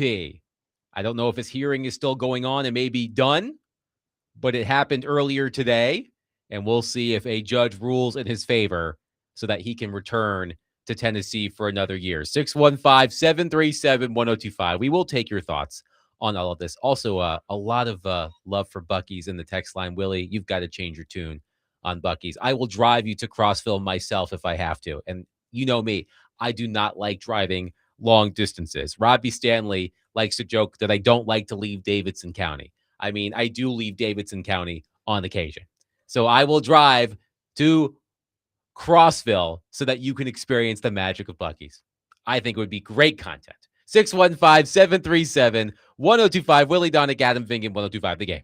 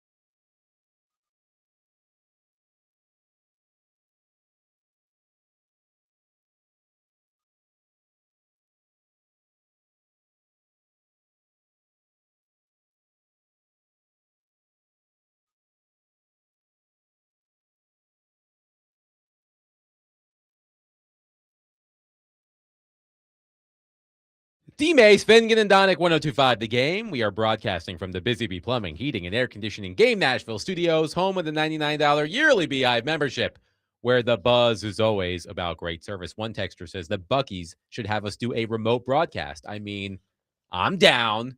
Listen, there's going to be one in Murfreesboro here soon, so. Oh, that will help. That's closer than Crossville. Just a little bit. Yeah. Texter also mentions there's one in Bowling Green, so I guess I don't have to take you to Crossville. What's the town on the way to Atlanta that you I don't Is remember. it in Georgia? It's in Georgia. Yep. Okay. I don't remember what. I know there's one in passed that one. Athens, Alabama. I know I passed that all the time when we were going to Florida. Well, Willie, a lot of people on our text line are saying that you're wrong. I have nothing against Buc-ee's. Except need for to get one places. person. One person says Buc-ee's is one of those kinds of places where after you've been there once, you realize it's not all that alluring. So Willie is right. No need to waste the time. It's one and done. And except Willie hasn't done it's one and done. He's been zero. I'm and zero. Done. I've never been in there. This has to change. This madness must. I will come to an grant end. you one visit at some point. Maybe we'll go to a Braves game or something, Okay. and we'll stop off at this place so I can get it over with. But I want efficiency. I'm about getting to where I need to go. Quick. Efficient. But having Enjoy the sights when you're there. But having raised 2 children, you know that there's not really no such thing as efficiency. When Sure you there is. Relatively. When Willie's in charge. Yes. I mean, relative. The more people you have in the car, the more people have stuff that comes up and they need to stop. Andrew from Dover says, if you do talking about what the NCAA is arguing in these cases against Diego Pavia and Joey Aguilar, that have taken to its logical conclusion, college athletes can play 18 years by going to JUCO, then to D3, then to D2, then to NAIA, and then showing up at age 32 in Division I. One texter, Andrew, says, if you do it right, you can have the LeBron effect with all of your years of eligibility. Have a kid by 18, and you can play your senior season with them during the freshman year. LOL. Yeah, perfect. Father-son combos on a college team. That would be something. It could happen. Move If you play over, your cards LeBron well. and Bronny. Let's go to Mike in Old Hickory on our phone line. Mike, thank you for waiting. Please go ahead. Yep. I'm getting to my later years in life. And when I watched what happened in college football with NIL and transfer, all this can of worms now is exploding. And what I want to ask you guys is, why are you against high school seniors saying, you know what, I don't want to go to college. I want to be drafted now. I'm 6'4", 215. I've got an NIL contract at my high school, and I play well. I want to walk onto the Tennessee campus. There's no such thing as a Tennessee. You can't walk on to the NFL. Why does Major League Baseball have an A, AA, and AAA farm system, and a lot of those guys come right from high school? NBA, does the NBA require that you got to go to college? Yes. To play basketball? You do have to go for 1 year to name all the top NBA players that played 1 year, and name the places they played. None. What you're going to see, guys, is this whole thing is wide open now with Pavia. The Supreme Court's going to get involved again, and it's going to get involved with seniors out of high school who are saying, you know what, you can't force me to play college football to make a living. But we covered this yesterday on the show. Thank you for the call, Mike. Nobody has been good enough to get drafted and go straight into the NFL. Was he arguing that none of the top NBA players were one and done? Did I hear that correctly? Well, there's a ton of them that were, obviously. Yes. But it is true that in football, you don't have a Kobe Bryant. You don't have guys like that who are ready to help an NFL team at age 18 like you do in the other sports, like Connor McDavid in hockey and Sidney Crosby. And, it doesn't happen very often in baseball, but there's an occasional 18 or 19-year-old that might be talented enough to play at least for part of a season. But you have developmental places you could put these guys in those other leagues. Football does not have that. And so no NFL team is going to put a kid on their team, draft them or put them on. Like, you can't just show up and say, I want to walk on for your team. You have to be drafted or signed, right? You have to go through the process. So you're part of the CBA. But no team is going to do it to an 18-year-old kid who isn't going to help the team right away. And you've got nowhere to put that kid. There's no developmental system. So college is that. So they just wait until you're eligible to be drafted, which is 3 years after your high school league. Now, it has been challenged. We brought up the case yesterday of Maurice Claret, who challenged after 1 year. He was ready for the pros, etc., and he ended up losing that. So it hasn't been challenged really in earnest since then. Maybe it will happen, but most of the pro teams are like, we have our system. We'll wait. We'll wait till you're 21. Minimum. Josh on our text line says, it's crazy, though, when you think about it. All these kids making money nowadays compared to all the people who are working normal jobs, getting paid normal money. As we get older, there's going to be more and more millionaires around us. If they don't blow it all. I do think That is true. there's going to be a lot of, like we've already seen it with a lot of professional athletes. There was a famous 30 for 30 called Broke, right? That chronicles a lot of men and women who made a lot of money, but in the lifestyle didn't take care of it very well and are done playing, and they're, say, 35 years old, and they've spent it all. They're in debt, all of that stuff. There's traps that you fall into, and I think you're even more prone to that if you've gotten all this money when you're 18, 19, 20, 21, and you're not paying attention to anything else, what to do with it. I think there's going to be some sad stories that come up with it. Matthew from Jolton says, I say 6 years to play 5. That way it gives someone in JUCO 3 to 4 years to play up to a Power 4 conference. But I don't understand, though. Most of the time you go to JUCO as a necessity, not as a workaround. Right. Now that could change, right? That's kind of what's happened in hockey, right? The coaches kind of don't want you until you're ready to jump in there and be talented enough to help right away. And so a coach might say, hey, Adam, you're really good. I think in a couple years you could help our team. But in the meantime, there's this USHL that you could play in. So defer for a year or two. I want to see you when you're 20. And that has become closer to normal for a lot of those kids. It hasn't been the formula before, but everything's evolving because you're allowing more and more kids who are 23, 24 to play. And that affects more 18 to 19 regular college age kids. We need to get back to the regular model of the ages of when you should be playing college athletics and going to college. That's what it's all set up for. College was not made for you to stay in there until you're 25, 26 years old. You got to move on with your life. It's messed up. One texter says, I'm 77 years old and have never played college sports. Does that mean I'm eligible to play college sports? Just get a lawyer. Yes. Go to a judge and help a team. You can make money. This is the way it's going to be. This is the way it's. I am curious to see what happens with Joey Aguilar and what sort of Pandora's box that could open. There's also the Pavia lawsuit as well. I don't know if this is true. Correct me if I'm wrong. They're basically the same lawsuit. They're just two separate lawsuits, right? I've lost track. There's so many, and they're all in different states with different judges. That's part of the issue too. Is you're finding your judge that you think will give you a break, and you don't even have to win the case. You just have to get an injunction. I'm looking right now. Adam, Kevin Fiala is down on the ice. It's very late in the game. Canada winning 5-1.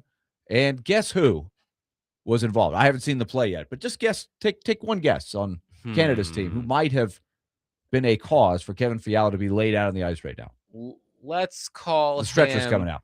Let's call him Tom W. No, that's too obvious. T. Wilson. Yeah, T. Wilson would be right. That sounds about right. I like Tom Wilson.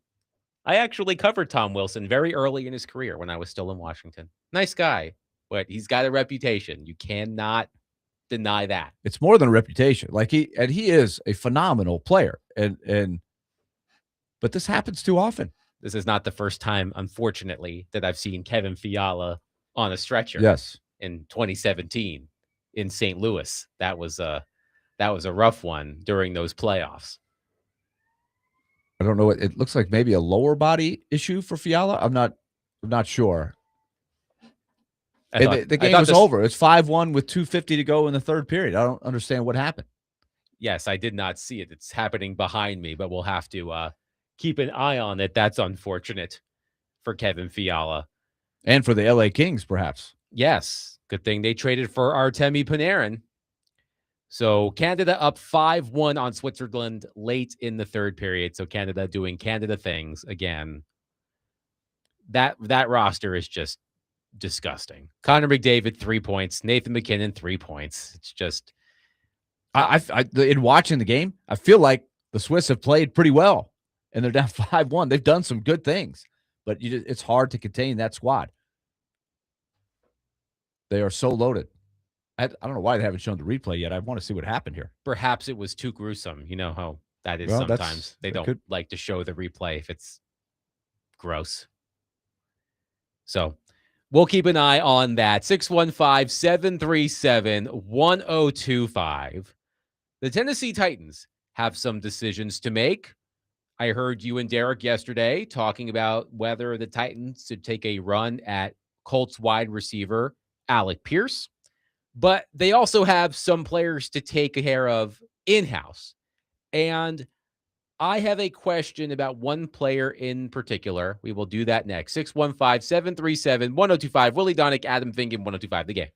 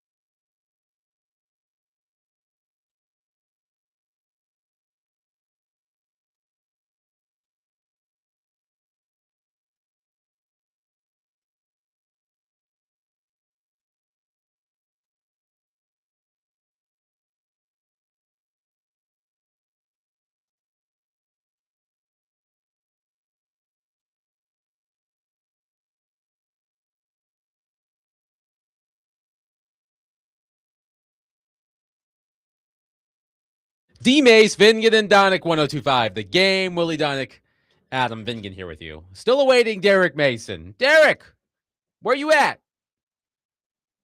Your chair is waiting for you. It's nice and clean. We need your insights, pal. Hurry up. Don't break any laws, though. Maybe a few. No, I don't want to advocate for law breaking on the program. So Remain safe. remain That's safe. face. That's fair. That's fair. Only occasionally speed. How about that? Only occasionally speed. Speed, but do it safely. I If that makes sense. don't want to brag, but I've been a licensed driver for 20 years and have never been pulled over for speeding. I am impressed with that. That's pretty Very good. impressive. Has anybody else been a licensed driver at least 20 years and never I would been say pulled over I would for even speeding? go 10. If you've gone 10 and never been pulled over, Never. that's well, impressive. I have been 20. I have been pulled over twice, but I've never been pulled over for speeding. For speeding. Okay. Yes, I was pulled over once for driving with expired tags, Okay. and I was pulled over another time for having my phone in my hand. You got pulled over for having your phone in your hand? Yeah, not far from here. Okay. Well, at Serves least me right. I didn't realize that. I'm glad that people can spot you. I don't know doing how that guy spotted me, but he did. And I paid the price, literally. But yes, a licensed driver for 20 years, not a single speeding ticket. I would love to hear what is the longest you've gone.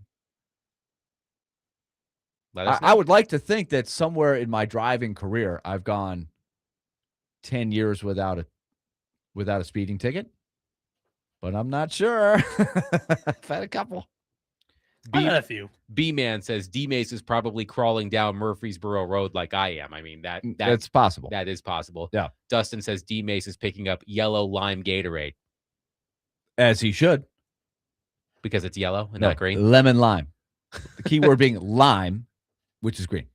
Matt says 19. Keyword lemon. Matt Yeah. says 19 years here and pulled over once, but no ticket.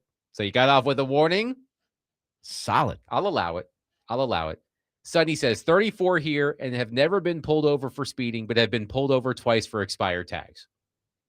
Okay. Okay. That's impressive. But I still want to hear if anybody can top Adam now. Then Sonny says, hopefully I didn't just jinx myself. Well, hopefully, Sonny, Knocking on wood. make sure your tags aren't expired, dude. Then you're fine. Yes. Can somebody top me? I have been a licensed driver for 20 years and have never been pulled over for speeding. I think Derek Mason may have just arrived. Oh, yes. Let's see. Is he coming That's through him. that door? Yeah. Look at that outfit. Looking good. Did you get Yeah. pulled over for speeding? Yeah. Okay, good. Almost. I'm seeing if any of our listeners can top me. I've been a licensed driver for 20 years and have never been pulled over for speeding. So I want to see if anybody else out there can top that. 615-737. I think I almost made it through college. I almost made it through college without getting a speeding ticket. I think my first one was late in my college career. One texter says license for 23 years, no speeding ticket. Solid. Okay. Dustin says he's had 19 citations on his record by 26. None since, and he's 37. Well, you had more than enough to make up for it Wow. by the time Some you were bad habits 26, early. Dustin. So we'll take your thoughts on that. I'm impressed. All right, the Tennessee Titans, we know, have plenty of big decisions to make this offseason. And I was scrolling through Pro Football Focus's free agency tool, a very handy tool. And I was looking at the projected contracts for some of the Titans' free agents. And I landed on Chigakonkwo.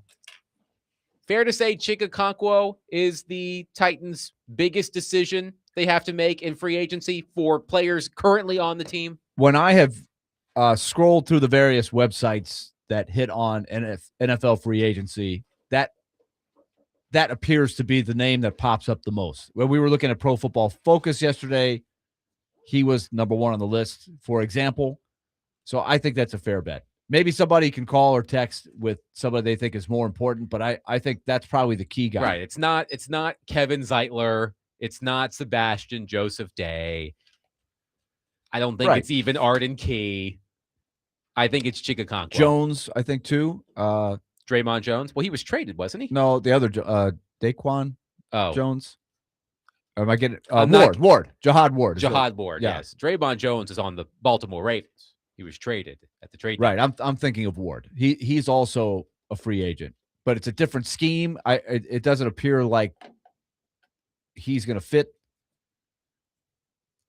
So I think Chig is probably the trickiest decision for sure. So, any guesses on what the average value of Chigakonkwo's projected contract is on PFF? First of all, we have to address D Mace. He looks very professorial, Yes. classy. Wow. Yes, he's Hit got the the nice bell. suit on, It, the it nice looked watch. like you really fit Hit the the part. bell. Yeah. Wait, where's the the bell? bell? Where is the bell? Over here. There we Okay, got go. it. So D Mace, what about the experience? First, tell us where were you? Not Cookville. Man, it wasn't Cookville. It was in Cookville's direction. It was past Cookville. You but went not through Cookville. I went through Yeah. Cookville, through Knoxville, to Johnson City, which I've never been there, but it's a nice city. You know, I didn't realize that it was that close to Virginia.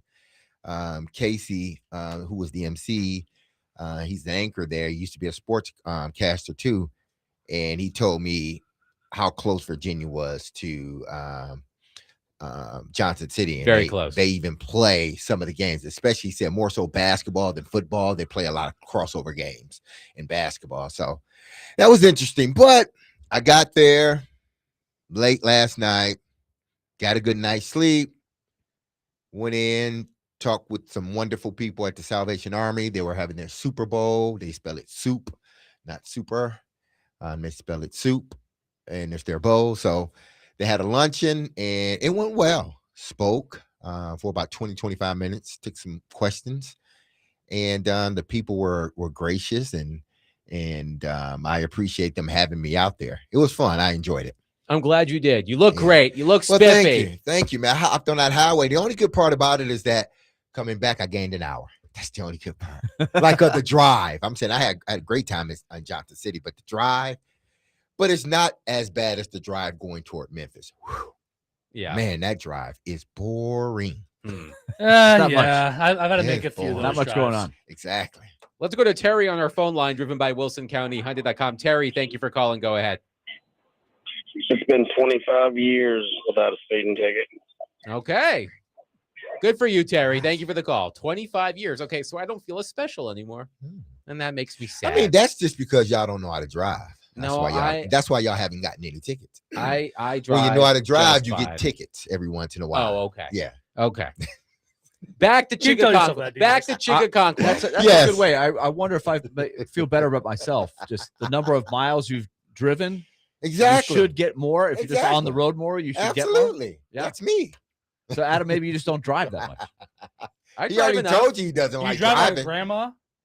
Well, when I was learning how to drive, I remember on the day that we were learning how to drive on the highway, my driving instructor did not like how slowly I was going on the ramp. And he said, and I quote, floor it, grandma.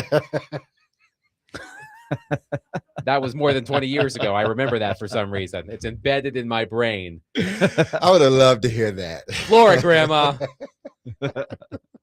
I was gingerly. Look, the first time you learn how to drive on the interstate is a scary experience. But he knew you could only go so fast because they had a governor on it. So Okay, back to Chigaconquo. How much do you think Pro Football Focus projects he is going to get on average in his next contract? oh man, I would say anywhere from 8 to 12. Willie, venture a guess? You know, I was thinking 10. So I will stick with that. You're both in that range, in the correct range. PFF projects Chigaconquo to receive a 3-year contract with a $9 million average per year. 3 years, $27 million. $18 million guaranteed. How much is too much to re-sign Chigaconquo? And is $9 million per year too much? And what's your alternative? That's the other part of it. Is like if you're not going to bring him back, are there other tight ends on the market that you think are comparable? I'll give you a sample of the tight ends on the market. Okay, because there's different kinds of tight ends. Yes. You know. Kyle Pitts, Mhm. Dallas Goedert, Isaiah Likely, David Njoku, who just announced he was leaving Cleveland after God knows how long. Those are the notable names, I would say. I would put Lively and Joku and Pitt ahead of Chig. Yeah. Well, I would at least put. I don't know if I would go with and Njoku Pitt at this and, stage. that's what I kind of. Yeah. But I would definitely go with Pitt and Likely. So before I go Pitts with is going to Chig. be a free agent. Yes. They are projecting Pitts to receive a 3-year contract with a $16 million average per year.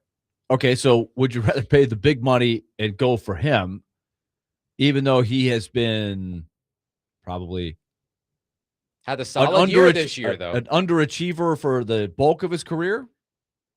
But was it him or decent was year? it offense? That's the question. I've always thought he is. Wow, you thought watch he was him make just some a- plays, you're yeah, like, wow, look exactly. at that guy. You can be a late. Remember Jared Cook, who was in the Yes. league forever, who played for a million teams. He just kept doing his thing year after year after year. I feel like Pitts could be that guy. I don't know, but that's a lot of money. He needs to be a featured guy if you're going to bring him there. So Chig at the price that he said, knowing what he is, doesn't sound that bad to me. He's your leading receiver, Chigakonkwo, 560 receiving yards. As Derek points out, he's the Titans' best yards after catch, pass catcher. So there is value there. But for what he provides, I saw that $9 million number, and it made me kind of go, huh. I don't think it because it's such a short contract. And I think Chig still has a little bit left to give you. Like, I don't think he's reached his peak. And I'm not saying that there's a gap between right now where he's at and then his peak. I'm saying he's almost there.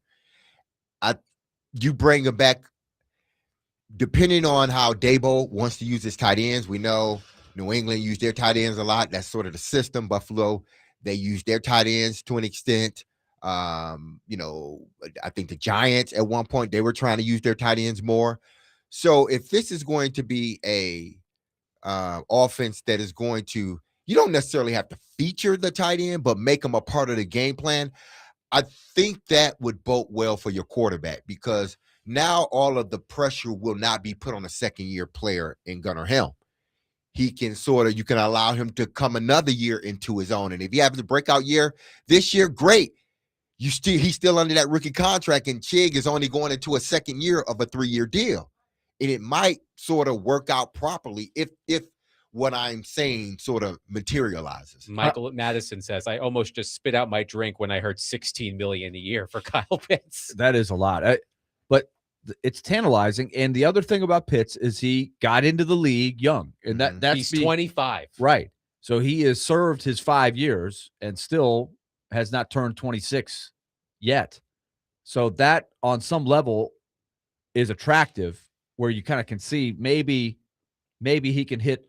Oh, he would be a long-term deal. He would have to be at least 5. But the key question you mentioned, D-Mace, is what does Brian Daboll envision the tight end being in this offense? Because it's not fantasy football.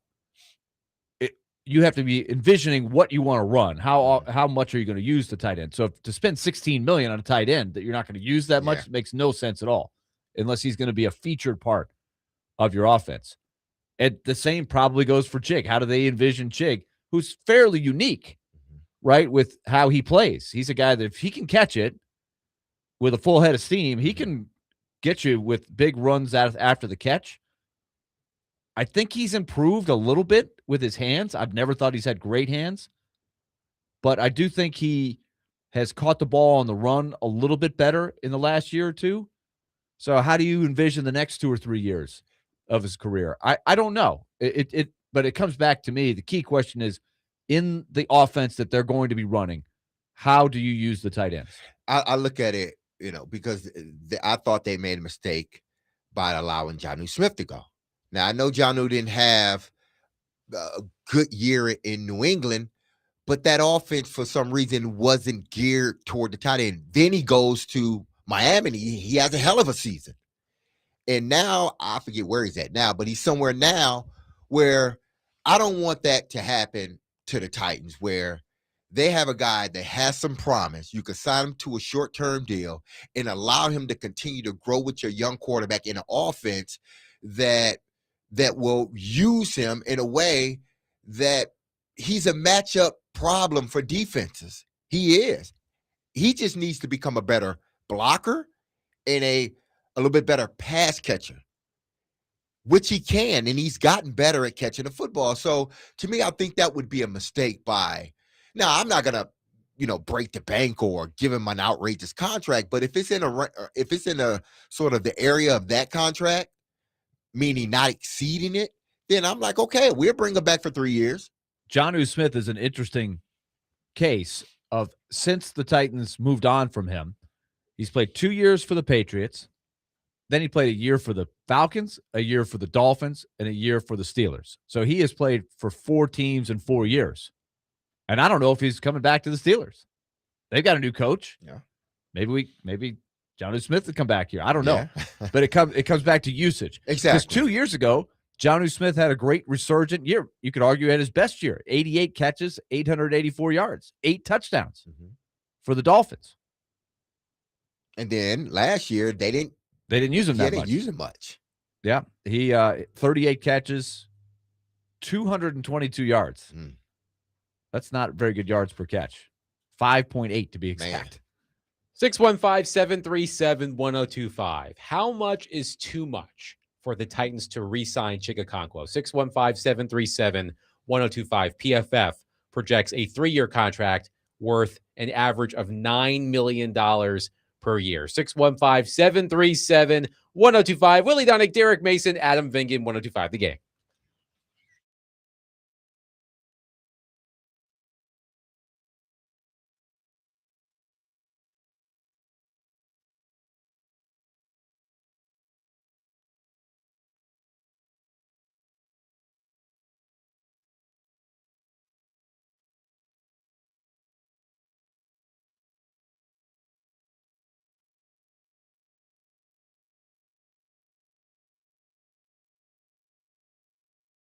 All right, let's tell you about F&M Bank. We are less than an hour away from our Take It to the Bank segment, which we always have a great time with, courtesy of F&M Bank, banking made easy on purpose. They know their clients very well. They want to build a relationship with you. They want to take the burden off of your financial life. They've got 20 locations. All they ask is that for you to take a look at their website, find the nearest location to you, and give them a chance. myfmbank.com. They want you to be able to contact them with the questions, utilize their tools to make life simpler. If you're a business owner, they've got the business-to-business loan plan. They've got HELOC options for you. And they've got something very simple like the Smart Swipe card, where every time you use the Smart Swipe debit card, you're going to be saving money. It rounds up to the nearest dollar. If your purchase is for $5.50, they'll round it up to $6. 50 cents goes into your savings account. So every time you use that Smart Swipe debit card, you're going to be saving money. All under the umbrella of F&M Bank. Banking made easy on purpose. Go to myfmbank.com. 20 locations in our listening area. There's one in your backyard. Member FDIC. We'll take it to the bank at 545.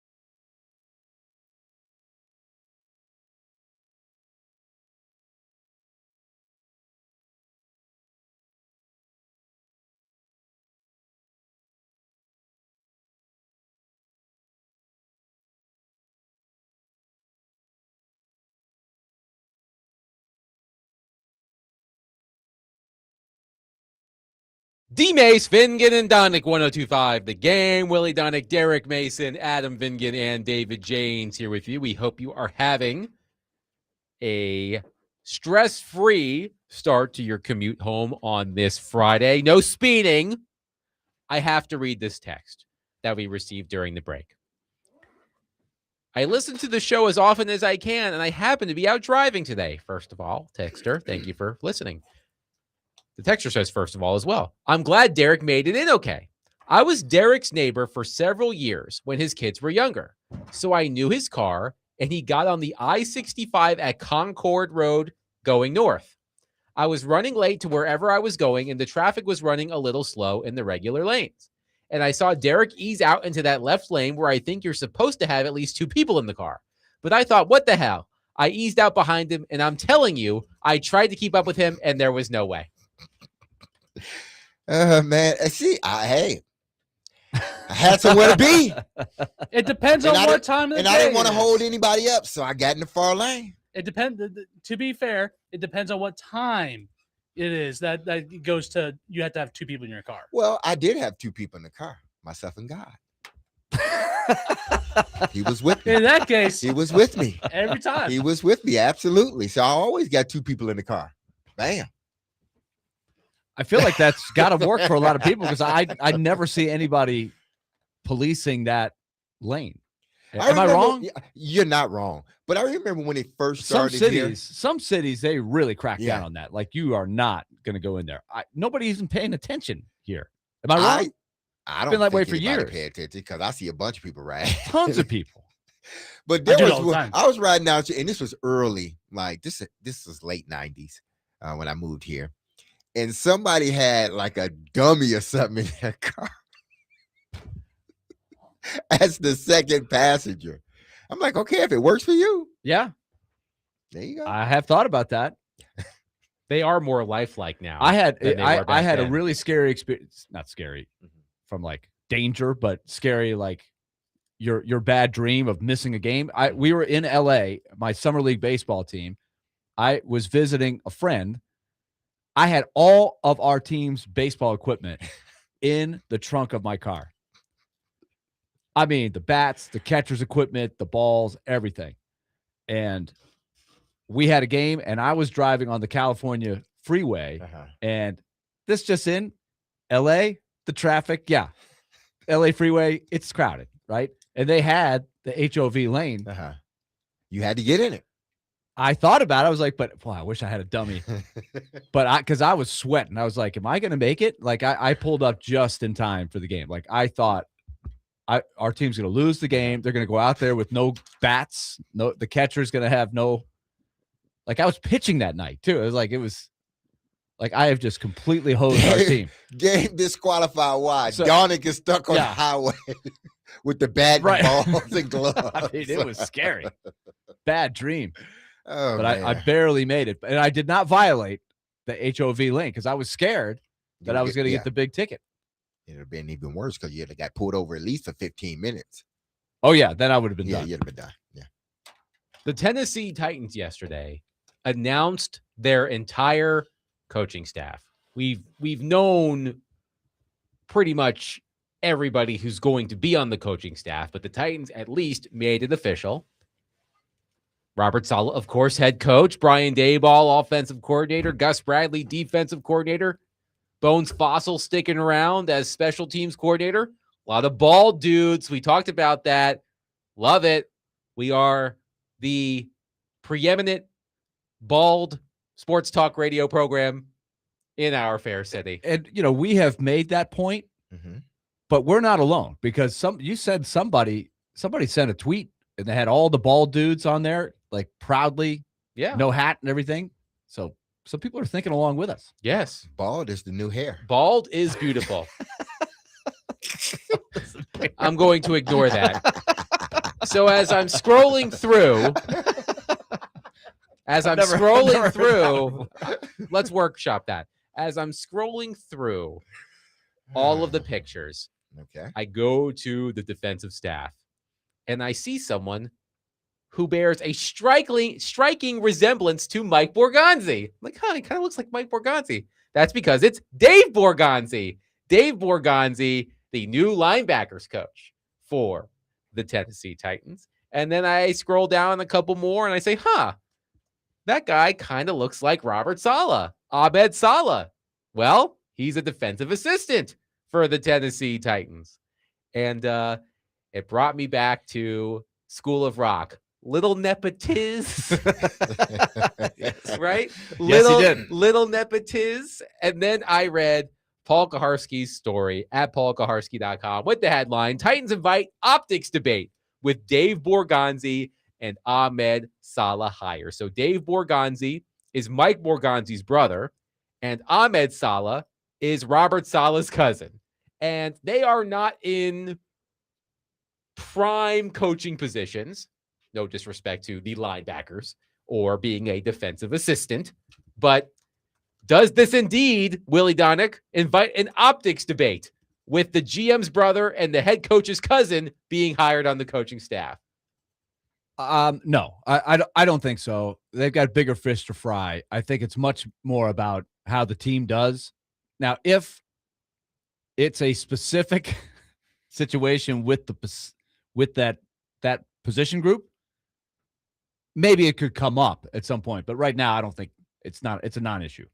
Now, I learned in this story, Derek, from Paul Kaharski, that Bud Adams had a long time no nepotism policy. Kaharski writes he blocked 2 coaches from hiring their sons.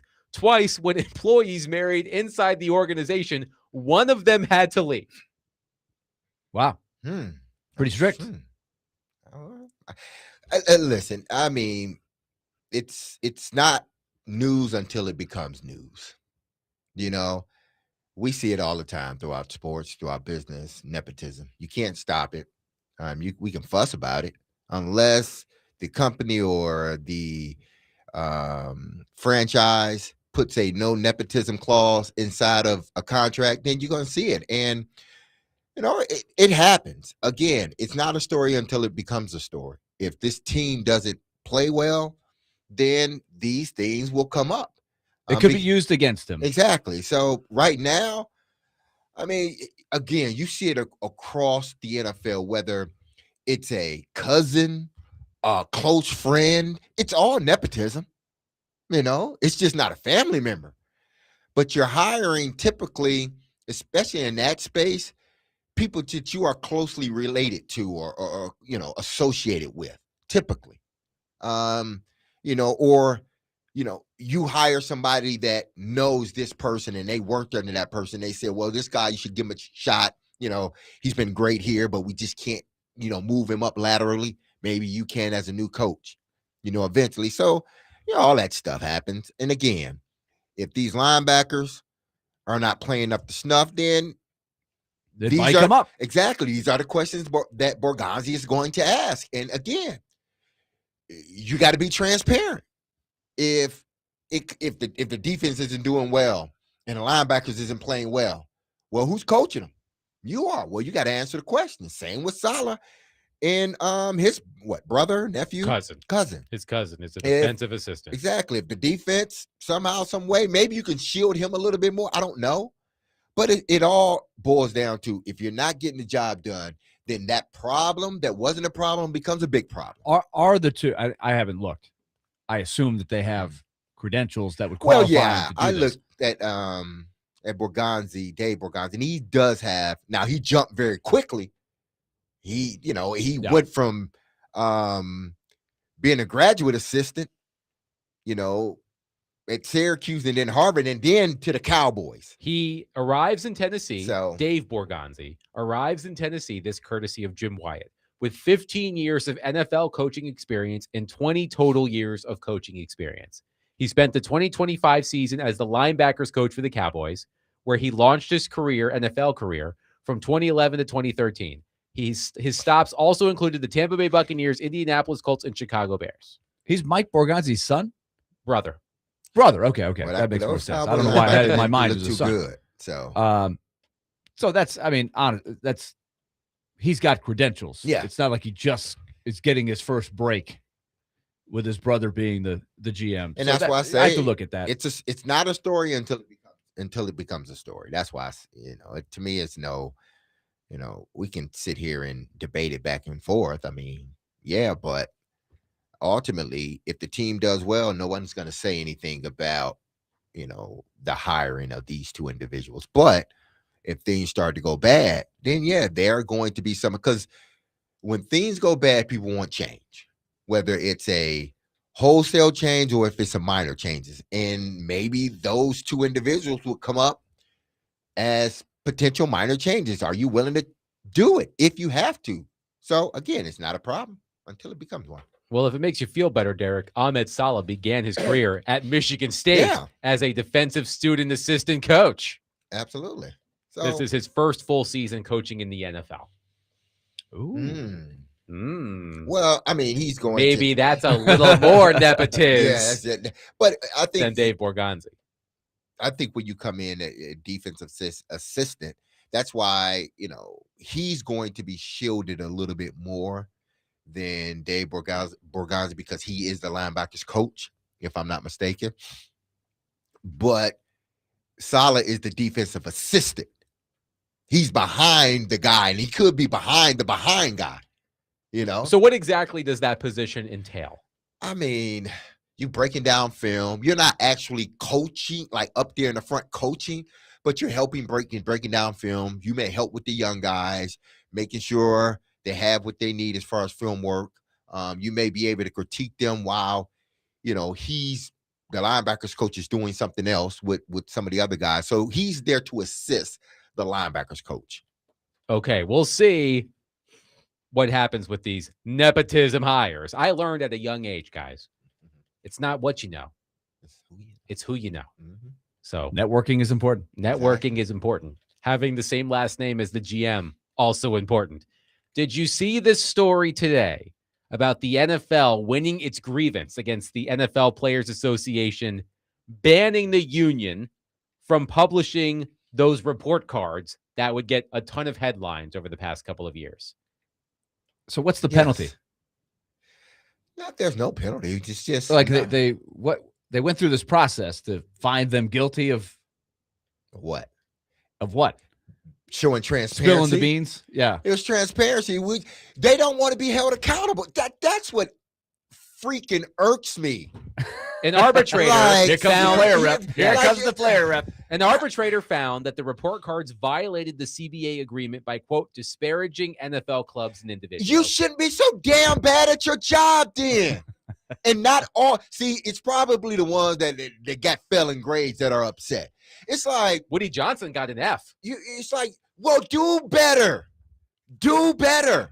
If you don't want, that's like saying a restaurant saying you're violating our food etiquette or whatnot because you're slapping an A, B, or C or 89%. We don't want you to do that. Right. In some cities, they put the grades on the front window. It's just being transparent. If you want your grade higher, what do? Make sure your place is clean.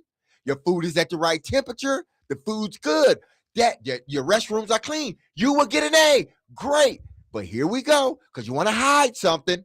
Oh, y'all telling too much. Just do better. That's like if the world just thought, do better, just do better, we'll all be okay.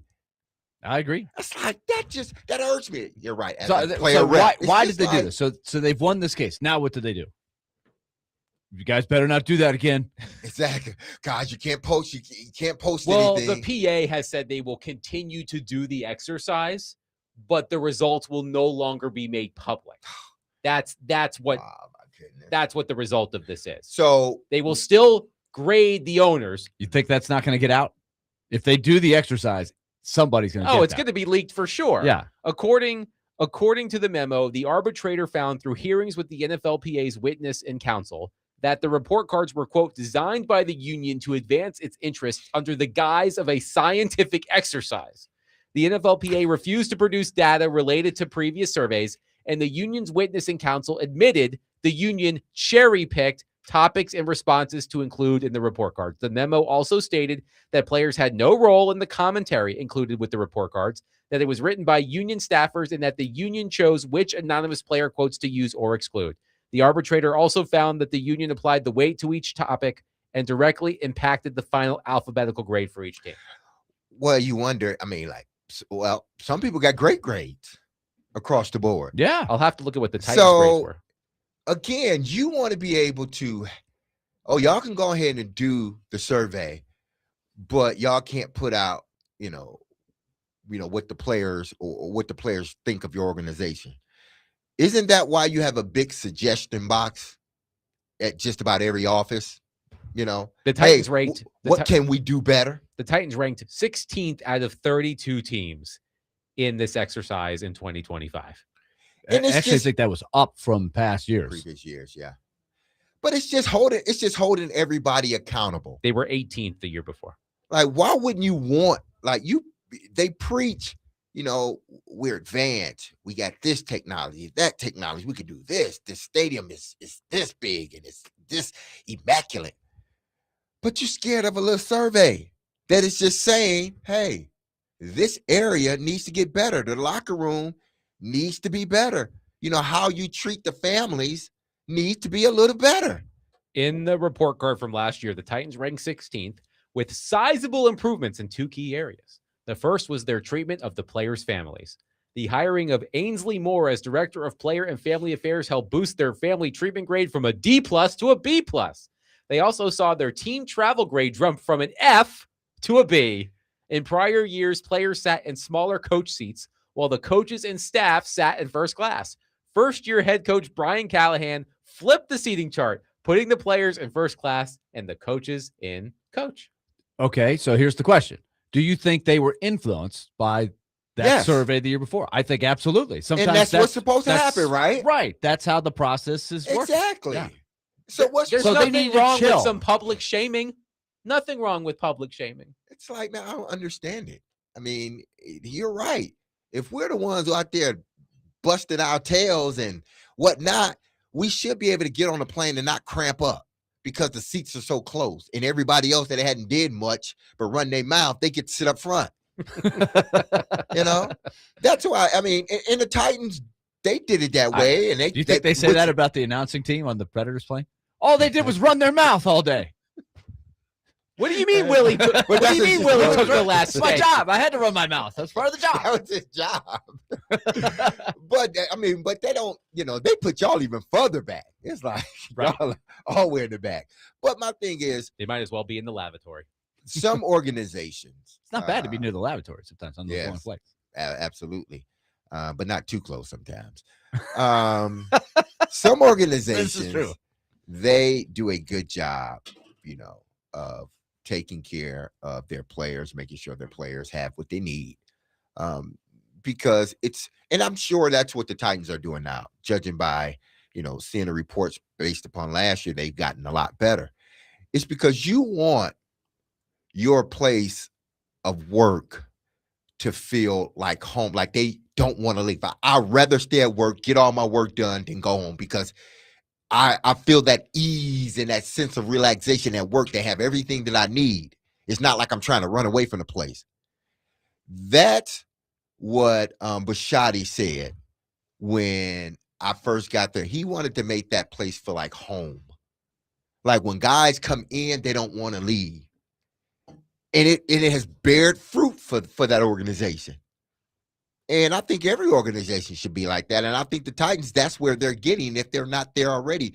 And I think they are, if not there, close because of the changes that they made. 615-737-1025. Coming up next, there is a trend that has started to emerge in college sports, which I would love to discuss with two people who played college sports, Willie and Derek, and we'll do that coming up next. 615-737-1025. Willie Donick, Derek Mason, Adam Vingan, 1025 The Game.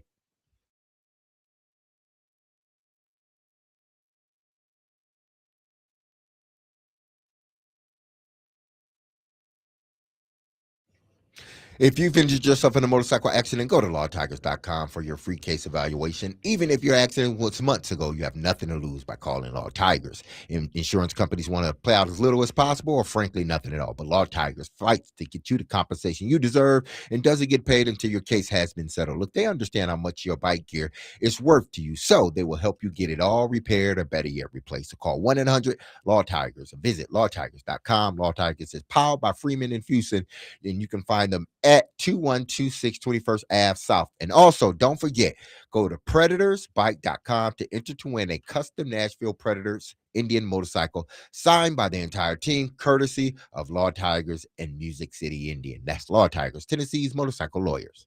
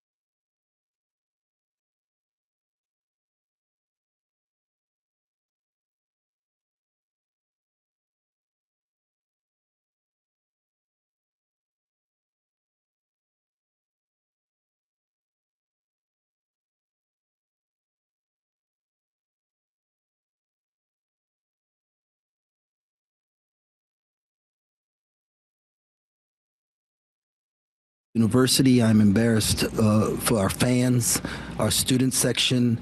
You know, it is just ridiculous. We got practice at 6 a.m. tomorrow morning, and we will get this thing right. That was Kansas State men's basketball coach Jerome Tang after his team lost 91-62 to Cincinnati. Also, Jerome Tang, who recruited all of those players who don't deserve to win the uniform or don't deserve to wear the uniform. I don't. This used to be a thing. What did that accomplish, Willie? But hold on, because Jerome Tang is not the first college basketball coach to do this over the past week and a half or so. Our very own Joe Rexroad wrote a column about this on The Athletic. Remember, Lady Vols coach Kim Caldwell said, quote, "I have a team that'll just quit on you, and you can't do that in big games." Rexroad also writes that Colorado men's basketball coach Tad Boyle said, quote, "We deserve to be on a 6 a.m. flight out of Lubbock, commercial, Southwest, whatever airline you choose. We don't deserve a charter flight back to Boulder tonight. We got one, we paid for it, but we wasted our money. We wasted our university's money." Even Texas's coach, Vic Schaefer, said last night after the Longhorns lost to the Commodores, "We have no heart. We're not tough. It's probably the softest team I've had in years." What's going on? They're 23-3. What's going on here? They can't be that soft. But look, back in y'all's day, which is a nice way of saying that you guys are old, coaches probably talk to you like this all the time. Oh, yeah. But is it different when you go public like that? The thing that I don't get about the TCU coach is when he's saying very few of them will be back next year. Well, that's usually the case with every college team, even if you win. Like, that's just, I don't know if that really has the, like, I know what he's trying to do. He's trying to send a message to his team. He's also trying to fend off the hounds that are not happy with your team getting blown out, usually at home. If it's done right, I think it's a tactic that can work. But there's a way to do it and a way not to do it. The TCU guy, that's not good. Well, Did it. When you said you're basically threatening to kick everybody off the team. In this, like, why would you show up for a 6 a.m. practice? That's what I was these thinking. guys aren't going to come back next year anyway. That's what I'm thinking. Well, in this column from Rexroad, he talked to Tom Crean, former basketball coach at Georgia and Indiana and Marquette. And Crean made an interesting point. He said, quote, "Because there aren't deep enough relationships ingrained with these teams now for you to get a pass from your players on that. It's different when players were staying for 3 or 4 years and the coach develops a rapport with the player and that tough love element is implemented and fostered over time. But with so many players coming and going, can a coach afford to talk about his players like that now?" Well, it's all about, this is all about money. Now these coaches feel they can talk to you like professionals because you're making a little change. So in their minds, you're making money. I should be able to talk to you as a coach would a professional. And do you agree with that? Yes and no. Yes, from this standpoint. Do it in the locker room. Everybody, they still hear it. Do it in the locker room. What purpose did you serve by doing that in front of the news people? What purpose did you serve? Because I'm sure that same stuff you said to them, and now you want to say it to them and then go and say it to everybody else. I don't understand adults sometimes, but it's because of NIL. When, years back, and when I mean years back, I mean 5-10 years back, there was this respect for player, coach, player. That, listen, we don't throw nobody under the bus around here. We win as a team, we lose as a team, we celebrate as a team. We don't. Now, when we get behind closed doors, we're gonna tell it how it is. Like you need, but we understand that men's, women's sports, both. But now, because we've crossed over into this world of you getting paid, you getting paid, you getting paid, you only here for a year, you only here there for that. It's like oh, I'm just going to say what I need to say and move on. Because like Willie said, more than likely, you ain't going to be here next year. You're going to be somebody else's problem. Or I may not be here. Instead of dealing with it in the locker room, it's not going to hit any different. It's going to be worse if you take it outside the locker room. If you keep it in that locker room, it's going to hit harder because there may be some things that trickle out. But as a coach, you are there to protect your players. That's why I'm like, be an adult and stop being a kid, because that's what he was, a kid. And any other coach that does that, be an adult in the room, because if your players come out and say something like that, the world is going to have they're going to be an uproar. How can a player and the coach going to? Oh, it's like if you want your players to do better, then you show them. But now, anywhere you go, if something goes wrong and they don't like it, they're going to put your ass on blast. Now, they ain't worrying about it now because you didn't open up the floodgates. You said it's okay to disrespect. So we're going to do some disrespecting around here. And best believe, the players will do a lot of disrespecting. But I'm from an era of, and this era is not too far behind us, from a coach saying what he needs to say. And even if he has to come out in public, he does it in a way where the player understands. And he's not throwing him up under the bus, but he's saying it in a way that, okay, I'm holding back.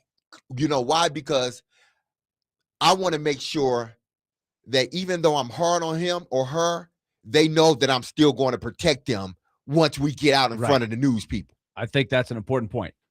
Tell me if you guys subscribe to this theory. I think, and I don't know because Coach Willie is a fictitious character and not a real character, but I think if you do it right and you're a good coach, you can overcome the fact that your team is making money and still be tough and have the balance of, we want toughness, we want to be a team. I can put just a little bit of fear in my team if I need to, if they need it, if I feel like they need a kick in the butt, I'll do it. Still be enough. I think the good coaches will not be affected long-term by the fact that their players are making, in some cases, a lot of money. But if it is a lot easier to lose a team, though, if you're midway through the season and you're 6-8 in the conference and you're not going to the tournament and you got a lot of people on the phone, I don't like how much I'm playing. I'm going to be probably out of here after the year. Where could I go that if the grass is greener? I think that is that will snowball probably on some good coaches. It's more likely to happen. Maybe that's why the coaches are reverting to this kind of thing, public. Maybe they just can't control themselves. I don't think that was the way to go, though. Nah. Like the 6:00 practice the next day after you stink, that's a card that you can play once or twice, and it probably can work if it's used right. If you're always calling 6 a.m. practice, your team's going to turn on you, and you're going to be on the phone like you're going to lose. And no, most of those guys will not be back next year. You'll be looking for a whole new team the next year. What is the meanest thing a coach has said about either of you? Man, I don't know. I can't get your head out of you know what? That's tame compared to what we just heard. I haven't had anything, mean. I mean, I had one guy, I guess, in college, our offensive coordinator, and I wasn't having a good practice either. And he was like, "You supposed to be this preseason All-American and this and that, and you can't do this in practice." And I was like, "Yeah, you're right." But I was upset that he said it, but that was amongst the team. And that's probably that's very thing. different. Yeah. That's very different than, and if it's in front of the team, it still stings. Exactly. Especially if it's like, I don't think I've ever had a coach cross the line with any personal, Yeah. I mean, there were some tirades that I saw that were very comical after the fact that were, I guess, a little bit personal, but it was all just coach speak, right? We knew that he was just really, really mad. We blew a game. Like one time I was chastised because we should have. Can we get the bell for chastised? End of the first half, Donick, his only college start, University of New Hampshire. End of the first half, we're playing for one shot. Shot clock's off. But Donick, who doesn't get to shoot very often, wide open. Probably like, I don't know, 8 seconds left in the half. Like, hey, this thing's wide open. I'm shooting. Missed it. What happens? Of course. Rebound, they score it. They go right down, score right at the buzzer. Everybody is pissed off. Everybody is freaking out. Oh, man. We're jogging back to the locker room. I'm like, oh, no, I am in trouble. And so, yeah, I got dressed down pretty good in front of the team on that. That was a horse bleep shot. Those are the words that ring of it. That was a horse bleep shot. And I was like, but I was wide open. Like, he didn't want to hear it. I don't want an answer. I thought he was going to say, there's a reason why it was wide open.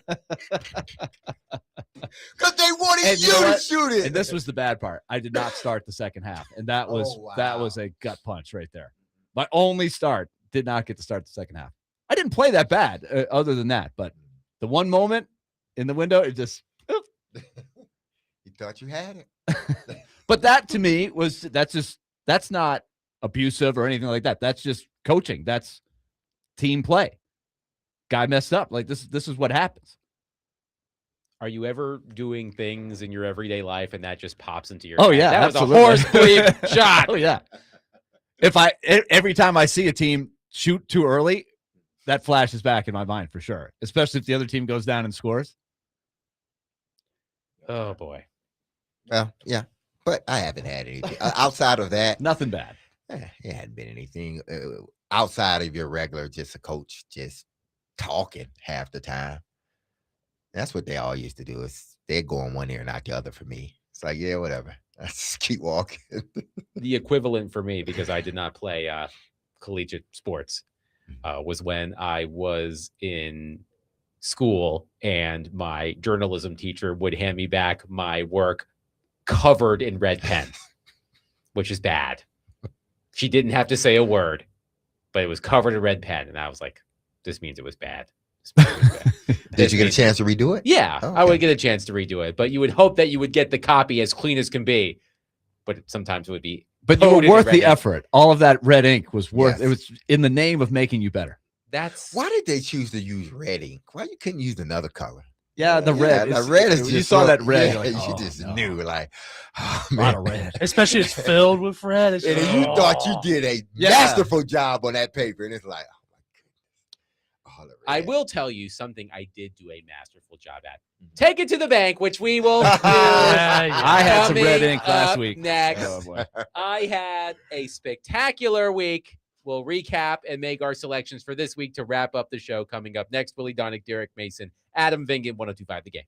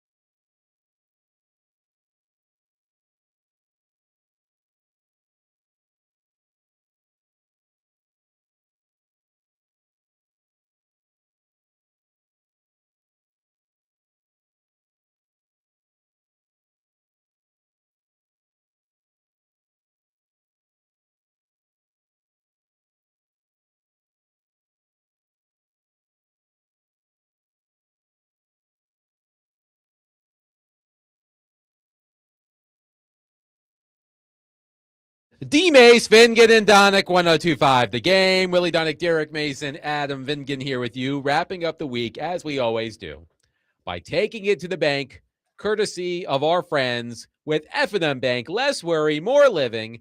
F&M Bank, banking made easy on purpose. You can visit one of their locations throughout Middle Tennessee and Southern Kentucky, or online at myfmbank.com. All right, before we get to our selections this week, let's recap our Super Bowl 60 selections from last week. I'm very excited about this. David Janes, if you please. I wonder why Adam's so very excited about this. Because I nailed it. Yeah. We know. All right, so you haven't talked about it at all. So let's go with the first question, which was, will the Seahawks throw a pass on the 1 yard line? Adam and Willie were the only ones that said no. Me and D-May said yes. Now let's go to Seahawks. So I got that one, right? You did, yeah. Okay. You got a point off that So one. I'm not getting a 0. That's yeah. You got some points. Now, again, for clerical, I gave everyone who got one of these points 2 points. So if you got one of the general questions, which there's 5, well, technically 4, you get 2 points off it. So next is Seahawks over Patriots. Adam and D-Mace were the only ones that picked the Seahawks. Me and Willie picked the Patriots. And then it was the anthem, which actually, Willie, you got one of this one as well. You said the under. So you got actually a couple points off that one as well. very nice. I believe Derek was the only one who Derek took was the the only over. one. And it was under by 6. I mean, like they had some to spare. Yes. So shout out Charlie Puth. And then you said, then it was over under Drake May sacks. Me and Willie were the only ones that said the under, and that was a bad. That horse was out of the barn early. It was. I regretted picking it as soon as I was like, oh, dude, why did I do that? And then the next one was the MVP. D-Mace and Adam both picked Memphis native and Michigan State alum Kenneth Walker. That's right. Shout out Kenneth Walker. Shout out Arlington, Tennessee. And now let's go to the individual picks. Adam, you picked UNC to cover. Yeah, I mean, I've watched these games for a long time. Oh, I've watched these games for a long time. Of course they were going to cover. Adam. But still, I mean, it's the purpose. Exactly. You don't pick them to you cover. don't pick against I your pick team. with my head and not with my heart when it comes to winning. Very disappointing. Very disappointing, Adam. You're There's a lot of other games Yes. out there that you could have picked. a Exactly. lot. You just If decided it makes to- you feel better, I was very sad. it makes us feel. If it makes you feel better, I was very, very sad. But not Yeah. as sad as you would have Exactly. been. Yeah. Absolutely. I was still pretty sad. Now, Adam, you got 12 total points because that's the most you can get. I would have given you extra, but that's the most we can give you for 12 for a total of 105 points. He should have got points deducted for making that Yeah, better picking picks. against your Exactly. team. Gosh, man. I am a fair commissioner. I can't just do it because I hated the pick. But I still have to be fair. All right. Yeah. 105 points. Hot Now, diggity. Willie, you said that there would be 2 clips of Mike Vrabel's heroics from the Patriots' last couple of Super Bowls. That didn't happen. I don't even remember. There was none. There was none. They didn't get a first down. I think if they had scored some points, I think they would have rolled the If clip. they had gotten into the it red had zone, to be in the bullpen. If they It was had- there. if they were in the red zone, I'm sure they would have shown. Yeah. But they were In the goal line. Yeah. Now, Willie, Never for your happened. total points, you had 115. So 4 total points for 115. Oh, I've closed the Yeah, gap. it's getting a little too close for comfort here. I can see An Adam in 8-point my rear swing. view. An 8-point swing last week. Now, Dang it. D-Mace, let's go to you. You said Vandy Focus. would cover. They did not. They didn't cover. And you got, did I say, I guess I should have 8 instead because I put 6. You should have 8. You have a total of 84 points. Just give me 85, man. No, 84. No. You'll have to earn 85. You have to We still earn got it. a lot. We You got should've March done- Madness. you should've There's a lot of done better time left in the last week. competition. You should have done better last week. So that's on you. That's I true. ain't worried about it. At least I didn't pick against my team.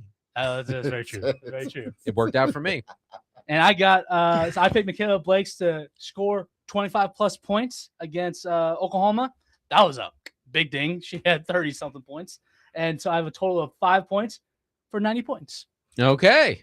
All right. It's getting tight as we enter the stretch run of Take It to the Bank. We do this through the NCAA tournament. Speaking of college basketball, both of our common picks this week are in the world of college basketball. We will start here locally. Tomorrow at noon, SEC Network, Willie Donick, he'll be there live and in living color. Texas A&M at number 19. Vanderbilt, the Commodores are favored by 7.5. What's your pick? Willie Donick. I mean, I can't. I have to take my team. I'm not going to pull Adam Vingan. Absolutely. I mean, I don't like picking the Vanderbilt games. I usually avoid picking them all together. But if you're calling me out, especially in the wake of you accepting points by your arch rival, and you would never say, "I'll take the points," you with a buzzer beater, but I want my team to win. I would turn those points down. Exactly. Also, let's not forget he complained about them rushing the court. Exactly. Yes. You had a whole argument, and then you're like, "Oh, I'll take the points." All I'm saying is, for you Carolina fans out there, you saw it a few days later. Miami rushing the court after beating the Tar Heels. Now that was a proper court storming. Miami unranked, Carolina ranked. Perfect environment for a court storm. They just stormed the court because Carolina stormed the court on Duke. That's all. That has nothing to do with it. They wanted to get them back. Miami's pretty good too. I don't. That wasn't that big of an upset. Exactly. What was the point spread on that game? Could have been that big. It wasn't a big point spread. Yeah, exactly. They just did it because they feel like did a it to Duke. 15-point dog against a ranked team. I get that. It's the principle of the thing. Okay. Okay, I got Vandy. What's Vandy minus 7.5. Okay, I'm taking Vandy and a point. I, in an attempt to catch Willie Donick, will take Texas A&M. Of course you will. Mm-hmm. I'm picking the Commodores because I will be there, and I don't want any of the Vandy people to hate on me. All right. David did make some cameo appearances on the Memorial Gym floor last night on the Vanderbilt, Texas broadcast. Very nice. Very nice. Let's keep it in the SEC. Another big game, another top 25 matchup. Number 25, Kentucky at number 14, Florida, tomorrow at 2 on ABC. The Gators favored by 11.5.